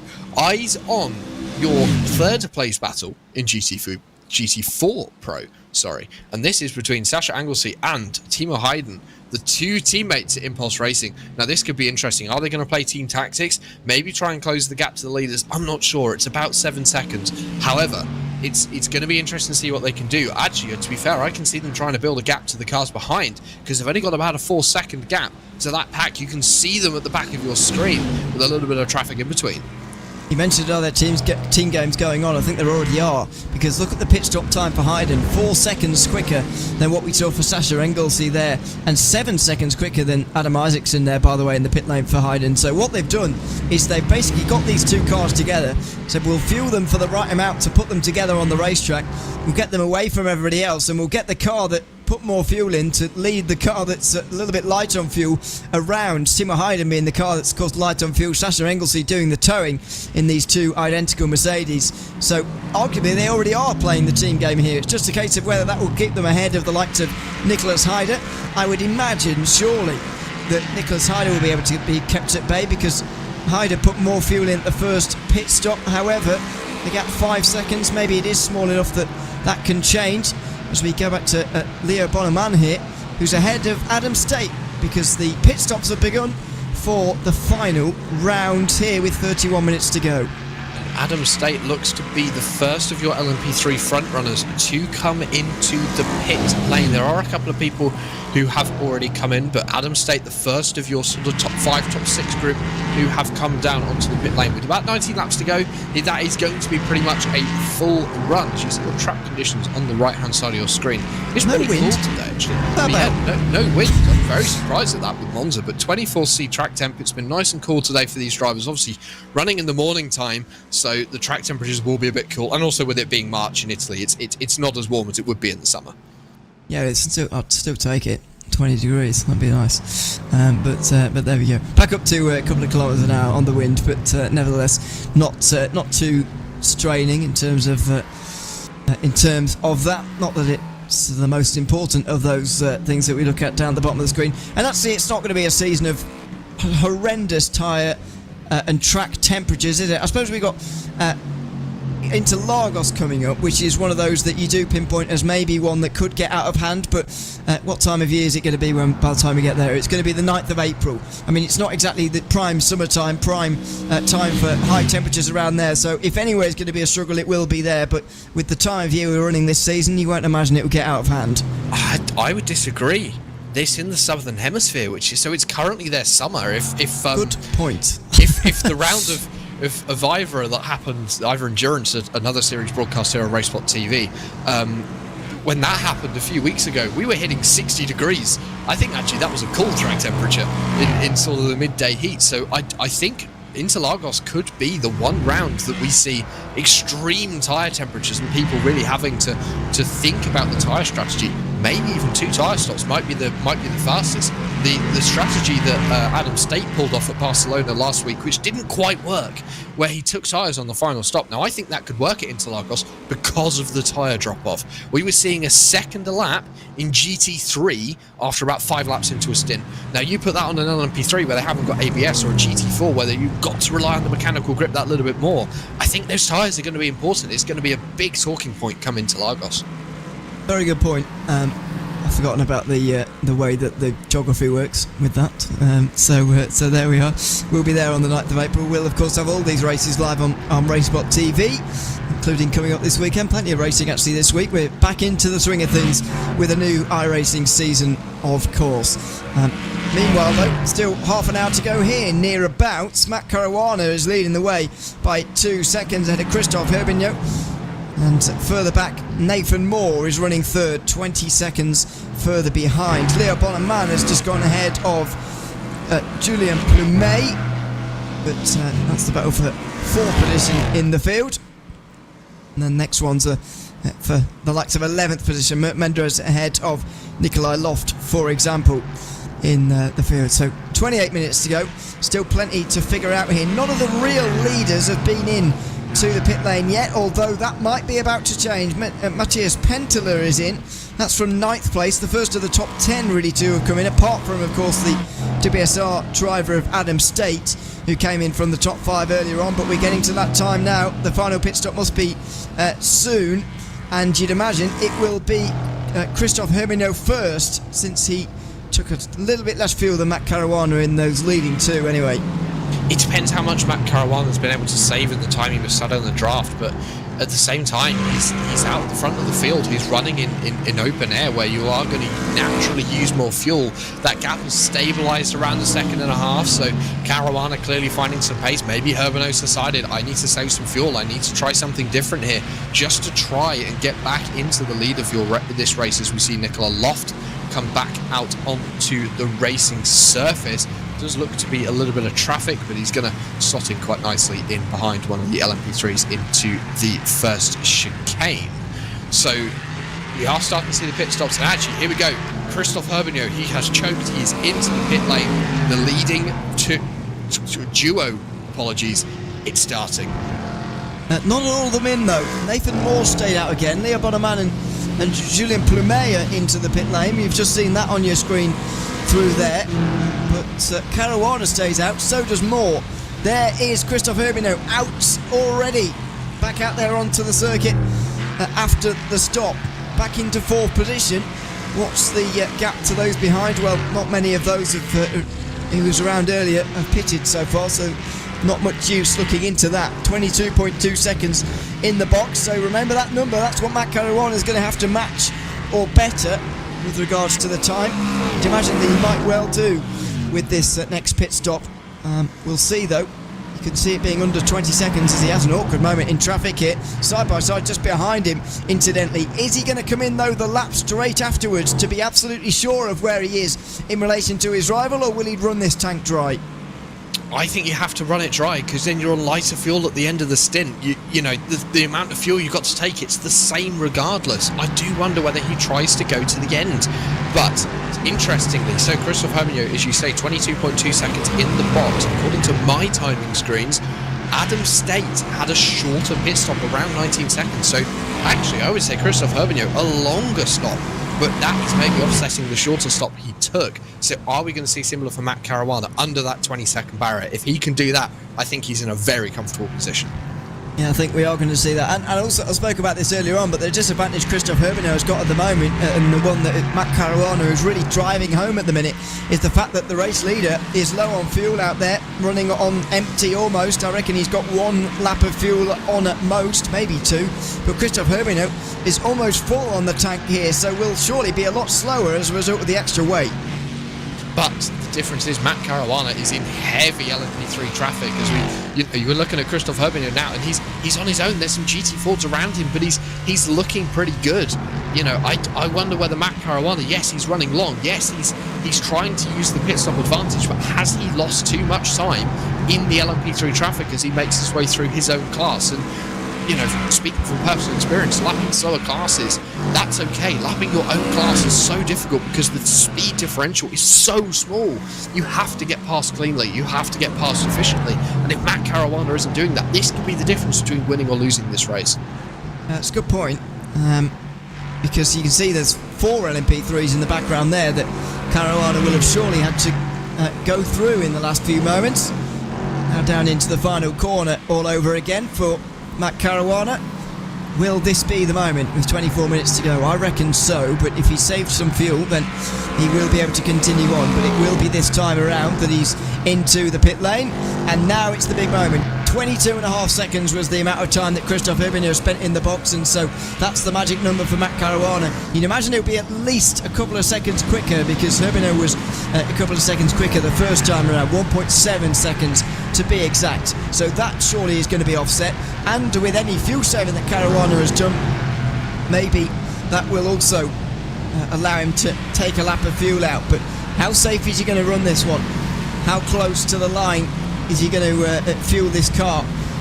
hoping that this race doesn't go on for an extra lap than he's expecting. Up towards 20 seconds now. When's the clock going to stop? Ticks over 20, 21.0. It's 1.5 seconds quicker, which is maybe a little bit of a loss overall compared to Herbino, but it's absolutely fine because he did start this cycle ahead of Christophe Herbino, and despite the LMP3 traffic he had to negotiate, clearly it's not held him back enough because Christophe Herbino is more than 3 seconds behind. I was about to say 3.5 seconds the advantage that Matt Caruana has pulled at the front of this field, and just as all this comes to the end, the GC4 dance begins as it looks as though Adam Isaacson and Matt Loveridge are down onto the pit lane, but a beautiful job by Matt Caruana to play off that pit strategy so well. Christophe Herbino, he is going to be absolutely furious, and he's going to have a lot of work here to do in the remaining 22 minutes of this race. Wow, so Matt Loveridge did it. Matt Loveridge saved the fuel that he didn't take on during that first stop. Now, he absolutely has to get in the draft here. That gap is a little bit large, and he absolutely has to get in the draft immediately here, and I don't think he has done. Loveridge needs a very good outlap back out onto the circuit if he wants to win here in GT4 Pro, and he can really do without that LMP3 as well. Round the outside of him he goes through turn 1, and no, he manages to keep it behind through there at least for a moment, but the gap is obvious.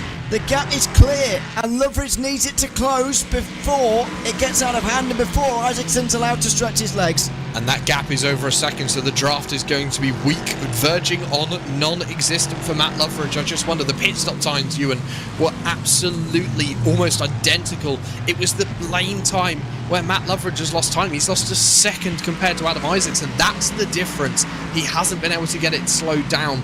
Maybe missed his box. You know, you just don't know what's happening under pressure. But Adam Isaacson clearly putting off a very good pit cycle. I do wonder whether traffic may also have a play into this. If Isaacson gets holed up, bang, Matt Loveridge is back into this. But it has to happen in the next couple of laps. Otherwise, I think Isaacson's going to drive off into the distance. Yeah, straight away as he did at the start of this race. Let's not forget. Now down the inside, one of the LMP3 is just going to slow Isaacson a little bit here, but are they going to do the same to Loveridge? No, not quite. But to be honest, they didn't slow up Isaacson very much. Sasha Anglesey is into the pit lane here. Timo Hayden has already been in. Didn't quite save the amount of fuel to pit at the same time as his teammate, but nevertheless, he's won't be worrying about that too much. He was ahead of Andy Shield, for example. Though Nicholas Hyder also comes in. The leaders now in GT4 completing their round of stops, but Isaacson surely is going to take the lead here away from Sasha Anglesey, as long as everybody else behind has come in. Jeremy Rouleau has also done the same, just left to Lee King McGee, who also comes into the pit lane, and that leaves the GT4 AM conversation now to be resolved. Josh Boot has already made his stop, King McGee now doing his. And it'll be interesting to see where King McGee does come out in all of this. We're not going to know for about another 40 seconds or so. We can see him stopped on the pit lane, getting the fuel that he requires. With Josh Boot, he has been out. Yeah, he's on his out lap now. So that one lap earlier, I do wonder whether Lee King McGee will have a slightly shorter stop. Maybe close the gap at the front of this field. But it's all coming to a head now in the last 19 minutes. Here we go. 24.5 seconds. This could be Lee King McGee's lead here. And it is going to be. How on earth has this happened? Lee King McGee looks to have taken this lead by quite some distance here. Josh Boot's pit stop time is 10 seconds longer. There isn't one actually showing for us, but his lane time is 10 seconds longer. So clearly something has gone awry for Josh Boot in what would have otherwise been a very close run thing. It's not long enough for a speeding penalty or something of that nature. I wonder whether maybe a bit of damage repair on that 606. Not sure, but something's happened to Josh Boot, and all of a sudden the GT4 Anfield flipped on its head at the front, and Lee King McGee in the number 7, he's up and away, he's gone, he's in the driving seat. Very odd. We'll try and get to the bottom of where those 10 seconds have been lost for Josh Boot, but it's an absolute disaster as far as the race 1 winner is concerned. We're back to LMP3 all over again, where Nick Baggerman is again involved in the battles. He's side by side over the line at the moment with Ben Gregory again. This is for 10th place in the LMP3 Pro field. They're very close to one another, side drafting almost on the way towards turn 1. They're bumping now officially on the way towards turn 1 into the Rettifilio. It's round the outside for Baggerman, who's not left very much room, and Ben Gregory pays the price. Gregory round, a little bit of a touch to the rear left corner on the 113, and it's just taking him around. You know, I'm not surprised. I could see it coming. They were running very close down the main straight. Gregory trying to use that side draft. There was a couple of instances of small contact, but around he goes. He's back underway again. But Baggerman, I would say, a breath of fresh air. But Adam Locke straight back on the pressure cooker, Ewan here. So, you know, this battle hasn't stopped. We're going to see a replay now. Oh, this is Josh Booth's pit stop, actually. This is for the 606. So, let's investigate here what's gone on. Because 10 seconds have gone missing here, and I'm not sure where. So, Josh Booth pulls down onto the apron. He's just in behind a Cayman. That's quite late, and he has to reverse into his box. And he's still... so he just can't get it in the box. That's an overshoot. Wow, there's another adjustment again. So there's 3 adjustments there, I think, Ewan, to get it into the box. So unlucky for the 606. So easily done as well. When you're following someone in so close behind, maybe you haven't seen your board in the pit lane as to where you need to stop. It's one of those things. It's such an important part of these long races where you have a pit stop. Getting it into the box, you can lose so much time if you get it wrong. Very odd, but it's one of those moments where you've got it all wrong and you're trying to get yourself lined. You're almost tempted. I mean, in a race situation you're not tempted to do this, but if you're just driving on your own or whatever, you're tempted to just let me just drive reverse for 10 metres or so and try this whole thing again because I've got this all wrong. But in that high pressure situation, Josh Boot had to make 3 adjustments, 3 reverses back into position all over again, and well, he eventually managed it, but the race is run, I'm afraid, there in GT4 AM. Surprisingly, it's not in GT4 Pro. Adam Isaacson has been caught now by Matt Loveridge, and we've got a race on here, as we have for the race lead. Matt Caruana has lost 3 seconds somewhere, and Christophe Herbeno is there now. And this is what I was maybe expecting to happen, maybe not so soon, but Matt Loveridge back with Adam Isaacson. I feel like this is almost like a lion hunting its prey. Matt Loveridge is just waiting for the opportunity to make a move on the 78 for the race lead in GT4 Pro. I don't think that's going to be the case in LMP3, however. I think Christophe Herbeno, he's going to go for it as soon as he gets an opportunity. Herbeno, I believe, has a couple of tenths of pace over Caruana. That could be crucial come the end of this race. Yeah, it certainly could be. We could see 2 leading battles go right to the wire here in the final 15 minutes. Good run through Lesmo 1 for Adam Isaacson. Matt Loveridge returns the favour through the very next turn. But now that he's in the slipstream, he's almost got that safety net to even make a mistake and still stay there. But now the problem is going to be, where do I find my way through here? And at what point do you strike? Because the problem you got at Monza is the fact that the driver behind you, even if you have overtaken them, can come straight back through all over again. The only way to assure, I think, at Monza, that you get a clean move to make sure you get the race win, in the final moments of the race, it's got to be the Parabolica. Because if you do it into the Ascari chicane and there's the other car gets a good enough run off the corner, bang, you are at risk into the Parabolica. I think getting a good run into and out of the Parabolica is going to be vital for winning this race, especially if it's as close as we're seeing. But this is 3 tenths. It's nothing at these speeds, Ewan, between the GT4 Pro leaders as we see some LMP3 traffic come through to their right. And that's also going to be another factor. On this last lap, if they're still this close, could traffic play a factor? Could Adam Isaacson get held up to the point where Matt Loveridge gets a run and he can pull half, 3/4 of a second, where Adam Isaacson doesn't have the time remaining in the lap to re-challenge for that lead? There were the 2 leading battles on your screen right there.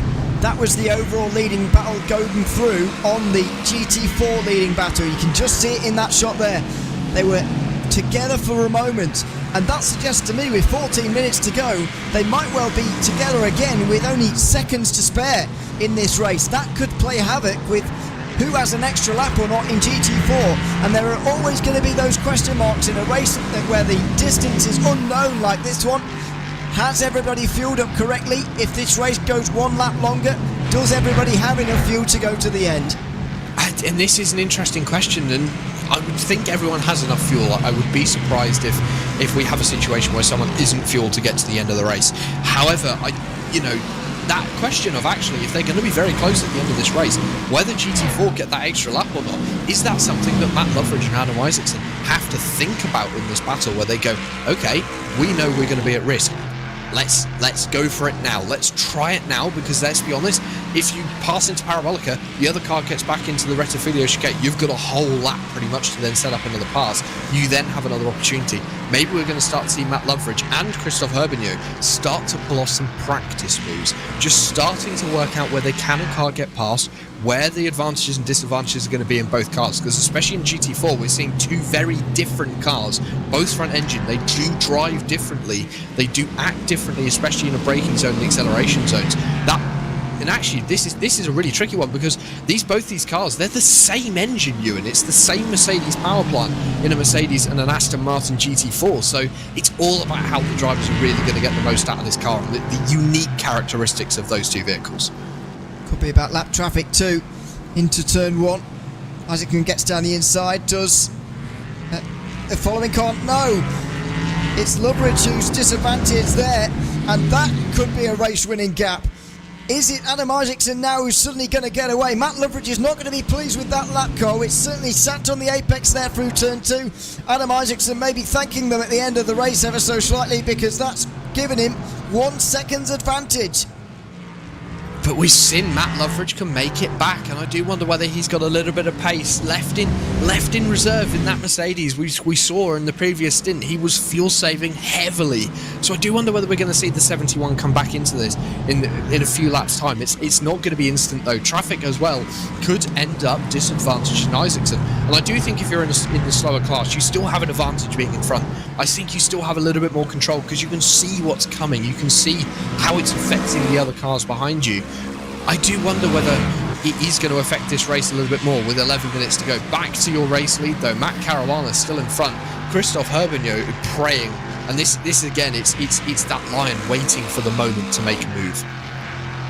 You say, by the way, that everyone's surely going to make it on field and everyone will be fine. Well, I would have said the same, but we broadcasted IndyCars last night. One of the best in the world, Brandon Traynor, ran out with 2 laps to go on fuel on a race where you know how many laps there are going to be. Never mind this one where it's slightly up in the air. It can happen to the best of them at any time, so you just never know.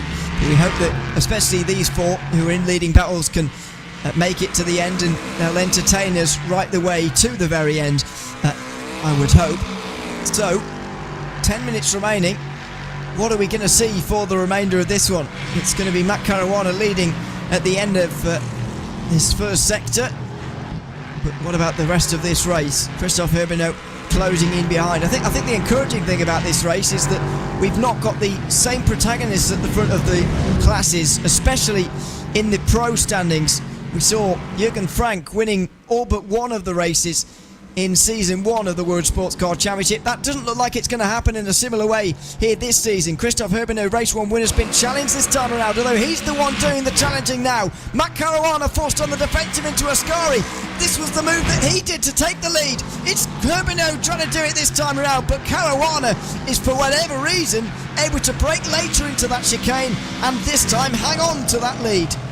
Caruana with the defence of a knight going into the Ascari chicane there to make sure that Christophe Herbigno doesn't have a chance. I thought Herbigno had that, knowing how Caruana got the lead of, many minutes ago, but Christophe Herbigno trying it obviously didn't work. Maybe next time I'll go, I'm going to try the inside. Let's put Caruana on the dirty line and force him onto the outside. I think we're going to see another move down into the first chicane, the Variante di Rettifilio. They are line astern across the line, and they're going to push each other over the white line. Is Herbigno going to end up on the grass just slightly?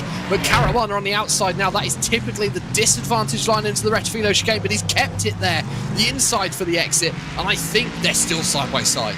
They are, and that's going to give Herbigno the shorter run around the Curva Grande, and that will get him surely his nose ahead on the way towards the second chicane. There's more lap traffic here that may well just get in the way, but the Mercedes pulls out the way very smartly indeed. Now it's Herbigno on the outside again. It didn't turn out well for him at Ascari. How will it do at the Della Rosia? Oh, Matt Caruana was aggressive in his defence, stern as ever, and he hangs on to the race lead. That was slamming the door with a shotgun by Matt Caruana. Just decided that Christophe Herbigno didn't want to have the track space on the exit of the Variante della Roggia, but great racing from both of them to keep it side by side for so much of the lap. This isn't over you, and it's only going to get more exciting. And Christophe Herbigno, he's going to be wound up. He's going to be furious at that move, and he's going to be determined to get that race lead. Certainly will. We haven't seen the same determination from Matt Loveridge just yet, but Adam Isaacson has not been able to pull that same gap. And I agree with you. When we saw Loveridge lose that bit of time, he said that he can gain that all back again. Well, we certainly saw him do that immediately. And you get the feeling that actually he might be getting slowed up by the fact that he's trailing Isaacson here. He's just waiting for the moment to strike, really, by the looks of things. But for the moment, it looks like he may well be being slowed up. But that's not always the only thing at play, of course, at Monza. It's about how you play the slipstream, how you make your overtakes. And so far, it looks like Isaacson is just faster on the straights. And I think that's maybe where Matt Loveridge is going to have issues come the end of this race. However, if he's running a little bit more aero on that Mercedes, which probably doesn't make too much difference in the GT4 class like it would in the LMP3, he's going to be a little bit better on the brakes. But he's sat in the draft. You can see the gap very slowly ticking down. So clearly there is a little bit of advantage running in the draft. But yeah, as you say, I'm not sure it's enough. Adam Isaacson, we saw at Barcelona, incredibly fast, but had the issues that he did at the opening part of that race, which denied him challenging for the race lead. So Matt Loveridge now really putting the pressure on Adam Isaacson, maybe the first time all season, but Isaacson holding up very well. Well, he is. It is helpful when you've got a faster car in a straight line, but we'll see whether he can do it on this final 6.5 minutes as well into the first chicane. How's traffic going to affect this one? Here's another LMP3 just in behind them, and there are still a lot of them running around out there on the circuit, of course. We've still got 25 LMP3s in the race, and only a couple retired from this race. Doriano Ricciuti, we're not exactly surprised to see, I suppose, and Nicholas Skertz, both out of the race, one Pro and one Am in the LMP3 field. But so far, neither have affected this leading battle, which remains Adam Isaacson leading Matt Loveridge, who's still waiting for that ideal moment. Yeah, no, I think he's biding his time here. 6 minutes to go. They're going to be watching the track map as well to look at where they are in comparison to the leaders. The LMP3 leaders, to give you an idea, they've just crossed the start-finish line, so I would say it's half a lap behind, as Christophe Herbigno does the fastest lap of the race, getting us down into the 1:41s in the closing stages. So I think it's going to be tight on to whether the GT4s get the extra lap or not, but I think they are going to get lapped before the end of this race with 6 minutes to go. I just can't see it being enough for them to hold on to get that one extra, but there's still a long time here. I wonder whether Matt Loveridge is just eyeing up where Adam Isaacson's good, where it's bad. Where's that Aston Martin going to struggle on this Monza circuit? Where can he really utilise that Mercedes grunt in the AMG? And again, Christophe Herbigno has been caught out by traffic. It's lapped LMP3 traffic that has created a gap all over again and may well have just settled the race. Matt Caruana's got 1.3, it's going to turn to 1.5 and more on the exit of Lesmo 2, and he may well have just gotten a gap that will see him through to the end. Christophe Herbigno is going to be furious with every single one of the LMP3 lapped cars so far in this race. There's still 19 on the lead lap, of course, but the few that have been lapped have gotten in his way, I'm afraid, and that may well be the race. 4.5 minutes to go, 3 laps at the line. 3 laps at the line indeed, and I don't think this is over for the LMP3 lead. I think Christophe Herbigno can get this back. There's a lot of traffic still for Matt Caruana to get through, and I think that's going to play back into Herbigno's hands. I don't know, I've just got this feeling it's going to. So Christophe Herbigno is going to absolutely give it everything, but I can see Matt Caruana doing exactly the same. This time around, the lap time is a little bit slower, but yes, it's about a 1.2 second loss for Christophe Herbigno because of that incident up at the second chicane. Flashing of the lights there. Isaacson not pleased with the way that he was treated by a couple of the LMP3s on that occasion, still doing so as well. Loveridge closes in even further. Is this the moment? If he gets a good run here off this right-hander, then it will be a chance, and it looks like he's got a good one here into the slipstream on the way through into Ascari. Isaacson feels the need to defend for the first time. Loveridge shows his nose. Isaacson defends slightly again, but nothing too major. And again, Loveridge can't find his way through. Up on the curbs they'll go, and he's got to find his way through quickly now. He is going to run out of time. And this Mercedes is good on the curb, so he can absolutely utilise every inch of this Monza circuit to get the most lap time out of that 71 machine, growing closer again into the Parabolica. But again, I don't think he's going to be close enough to make a move. He's just, again, stalking Adam Isaacson, showing him in the rearview mirror. They're going to have 2 laps to go in this GT4 field once they get to the line. And while they haven't been lapped by Matt Caruana and Christophe Herbigno, I think it's a matter of time. And actually, Ewan, I think it could even happen on the final lap for the GT4 cars, as the LMP2 leaders, first of all, they're back within a second. It's back on again. Second of all, they're going to have 2 laps to go at the line. Here we go. This could be the moment. Down the inside, very late on the brakes. Matt Loveridge too late. Oh, he's gone off the road. And that may well be it. Adam Isaacson may well have just won the race in that moment there. Matt Loveridge had his moment to strike. He tried to take it, and I'm afraid he was over-ambitious on the brakes. He won't be winning this race in GT4 Pro, you wouldn't have thought. As a result of that, he just brakes too late, and I'm afraid he's thrown it away. Adam Isaacson will lead. And traffic is about to intervene in the LMP3 lead as well, by the looks of it. Christophe Herbigno back to 3 tenths. But first of all, we're going to watch a replay here, riding on board with one of your LMP3 cars. This is indeed Christophe Herbigno. This is up into the second chicane. This could be where he's lost a lot of time that he has now had to gain back. Yes, it is. You can see the traffic. So he gets past the GT4, the white LMP3. Actually, I think that could be very nearly putting it on its roof like Adam State did, having to gather it back up again and then being let past into the first race mode. But a lot of time was lost there for the 92. It was. So, we're following Josh Bootman here at the moment, by the way. Quarter of a minute behind Leaking McGee, who's still leading in the GT4 AMS, and it looks like the overall leading battle may well have just resurfaced. In the final minute and a half, Matt Caruana's been caught now. Christophe Herbigno's right there. We're not too far away from the last lap of this race. Is there a late charge on here for the Barcelona race winner? Christophe Herbigno last time around nearly a second faster than Matt Caruana, so the gloves are definitely off from the 92 machine. He wants this win. He wants to make it 2 from 2, but Matt Caruana is going to do everything he can in the 17 to hold it off. Around we go through the Parabolica, across the line. The white flag flies at Monza, and 1 more lap to go. Here we go. This could be the best chance. In towards turn 1, although there will be traffic for them both to contend with. Caruana hints at a defence. Maybe it's to get down the inside of the Impulse car too, but he's opened the gap here to Christophe Herbigno. Now down the inside, up on 2 wheels, and they touch just slightly. Side by side, is the lap car going to settle this? Oh, there's going to be contact. Caruana pushes himself into the gap. They still go side by side, and through the Curva Grande, he's on the inside line, so he will get his nose ahead on the way towards the second chicane. But here comes Herbigno again, late on the brakes on the final lap. They're still going at it door to door, and they get through there cleanly. Matt Caruana still leads somehow.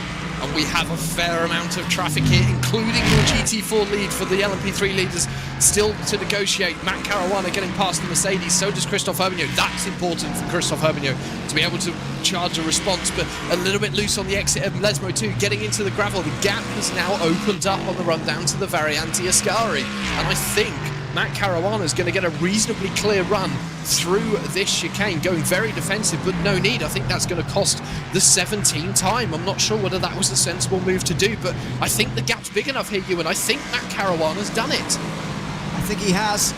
He'll be able to skip past this GT4 on the straight without any too major problems, and into the final turn, he'll be able to take it at his leisure into that final corner at the Parabolica. Matt Caruana has fought off a wonderful fight from Christophe Herbigno to set up a classic finish in the World Sports Car Championship, but it's going to be the 17 car. Matt Caruana wins at Monza, just ahead of the GT4 Pro winner Adam Isaacson, who flashes the lights in celebration too. They are race winners here for round 2 of the World Sports Car Championship for season 2. What a fantastic finale. Matt Caruana holding on there in a dramatic finish. can I also give kudos to the timing between Adam Isaacson and Matt Caruana? Complete coincidence that the two first cars across the line were the two class winners. It's not very often you see that in multi-class racing, but an excellent run from all the drivers in the lead battles all the way to the end. So unlucky for Matt Loveridge with that over-optimistic move into the first chicane and that really tough racing from your LMP3 leaders. Into the final corners here for the AM winners. First of all, Lee King McGee, who will take the win in GT4 AM by, in the end, over a quarter of a minute. It seems that Josh Boot's pit lane mistakes may well have not mattered in the end anyway. And Petter Herschel, who wins in LMP3 AM, a pretty dominant display in the end from the driver that will finish 8th overall and just over 7 seconds ahead of Mac Mufarqua. I think LMP3 AM is the class we spoke about least, especially at the front of the field, because Petter Herschel was so dominant. Yeah, beautiful race by Petter Herschel. There was no competition really in that LMP3 amp field all the way from start to finish. So a brilliant run from the 77 as we see him slowing out of the first chicane. And, you know, congratulations to all our class winners. Lee King McGee in the AM class as well. You know, he was just there when the time was right, when the 606 of Josh Boot had issues in the pit lane. Lee King McGee, yes, he wasn't right on the gearbox, but he was in the right position to take that race lead and really capitalise off of it. Matt Caruana wins the race there after 52 laps of racing, the gap just 6/10 of a second. Nathan Moore finishes on the podium with them in a WSR Esports bookkicker 3-4, and the other Boots and VDS drivers 5th and 6th. Callum Brandt was 7th ahead of Petter Herschel, who was the AM winner in LMP3, finishing 8th overall. Mac Mufarqua and Matthias Penteler round up the top 10 overall. Adam Locke finished on the podium in LMP3 AM. He is 11th overall ahead of Nikolai Loft, involved in a lot of the battles throughout that one, as you can see by the way that he finished just ahead of Benjamin Gregory, Taylor Lane, Mert Menderes and Dan Piazza. Just most of the opening round winner was a little bit further back than that. We also had Nick Bagman, Mats Kjeldsen and Daniel Banshaw inside the top 20. Nicholas Salaputis finished 21st, one lap down, with Toby Ward, Adam Hedgecock and Chico Leventhal. Jacob Jenner 2 laps down in the end after crashes on the opening laps. Adam Isaacson wins a dramatic finale in GT4 Pro ahead of Matt Loveridge, 3 seconds the gap there, with Sasha Engelsey for Impulse finishing 3rd. Nicholas Hyder and Race 1 winner Timo Hayden round out the top 5. It was Andy Seal in 6th in the class and 31st overall ahead of Jeremy Rollo. Ashley Finch, Alessandro Proti, who came from the back, and Richard Simner finished inside the top 10 in GT4 Pro before the AM winner, Lee King McGee, finishing ahead of 2 pros in Michael Pedersen and Gergen Kinsabo. The other podium sitters in GT4 AM, Josh Boot and Paul King, round out the top 40. Emmanuel Gatzello was just outside of that with Jack Wilkins. And then we get to 7 laps down with Evan Natafas, Lee Berridge, who recovered well from a lap 1 crash, to Rob Sutherland and Howard Hassan. Then those who didn't finish, Doriano Ricciuti, Nicholas Geertz, Caleb Ruddock, Eliza Seville and Riley Phillips, all failing to finish at the end of 52 laps of racing. Well, Jack, that was a very exciting finale. I've got to say, we didn't quite get that at Barcelona, even if we did get an exciting race. 2 races coming down to the final 5 minutes with not necessarily lead changes, but certainly great battles in those pro classes. And I think this is, I think I said it at Barcelona, and I'm going to say it again because I do truly believe it. It's the story for the season of how these races are going to play out, Ewan. We're seeing different strategies. We're seeing different approaches to a 90-minute race where you need 2 pit stops. And these drivers are making the absolute most of it. And it's excellent to see. Excellent racing throughout the field all race long. Monza, I think, always does produce good racing when you respect the circuit. And that's what the drivers definitely did today. They certainly did. Normally at this point we'd chat to some of the drivers, but Adam Isaacson's making his way over here, so hopefully as he does that we'll be able to get a few more of the class winners in as well. But first of all, Adam Isaacson is waiting around. I'm just going to grab him. I don't know if he's ready, but we'll grab him anyway. Adam, welcome into the booth. Good to have you with us after GT4 victory here on this occasion. Just tell us about that battle with Matt Loveridge towards the end there in that race. Yeah, thanks. It was a really intense one. Definitely didn't make it easy for me, especially since I kind of messed up there in the first pit stop by taking tires. I really shouldn't have done that because that made it quite a lot harder for me, but at the same time it gave you guys a battle to watch. So but yeah, it was really fun. Matt was really quick, so it was a shame about the mistake there he made at the end, because it would have been a fun battle. Certainly would have been, and what we did get to watch was fun indeed. I mean, you got off to a very good start, I think it's fair to say. For the first half an hour, you were well out front, but we were expecting one of those races where the leaders sort of follow one another and fuel save in one big group. Who were, how did that come about in terms of you getting a big lead in the opening moments? Well, honestly, I haven't watched the replay yet, so I don't really know, but I think I got quite lucky in that they kinda battled through the first corner, which, of course, it's quite tight in the first chicane, so you lose quite a lot of time going side by side. So yeah, I think I got quite lucky there, to be honest. And congratulations on the win. I mean, what do you think this means for your season overall now with 2 rounds gone? I think it's a really good result, especially since I managed to avoid the penalty for off tracks. So that's going to be really helpful for my championship. Of course, not the best round last time with the landmine I managed to hit on the curb, but this was a nice recovery. Well, congratulations on the win, Adam. Thanks very much for coming to chat to us, and we'll see you in a couple of weeks. Thank you. Thanks so much. Adam Isaacson there, first place here today in GT4 Pro. Unfortunately, he looks like the only driver who's been able to join us for this one. But Jack, a great drive from him today, and he did deserve the win, even if the gap at the end flatters him slightly, because Matt Loveridge was certainly charging at the end. Matt Loveridge indeed was certainly charging, and it's interesting to hear about the mistake that Isaacson made in the first pit stop. I missed that. We've all missed that in the booth, as that he took tyres. And interesting as well to hear that wasn't the strategy, but a very interesting approach to the race from both of them. Matt Loveridge, of course, so unlucky at the end, just outbraking himself slightly into the first chicane. Absolutely. Here's the venue that we'll be taking on in 2 weeks' time, of course. Don't forget, this is a fortnightly series. We'll be at Michelin Raceway Road, Atlanta, going up to 8:15 UK time, so UTC, of course.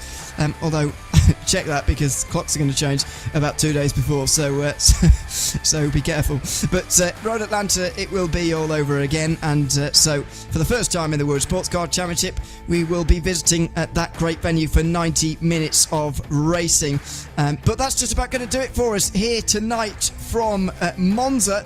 It's been a fantastic race indeed for round 2 of the World Sports Car Championship. Still 6 rounds to come, of course, towards the end of this season. We'll be with you here every step of the way on RaceSpotTV right until the end of May for our finale at Sebring. For now, though, from myself, Ewan O'Leary, Jack Stiles and Mike Yao, who's been behind the cameras this evening, we bid you farewell from Monza. We'll see you in a couple of weeks from Road Atlanta.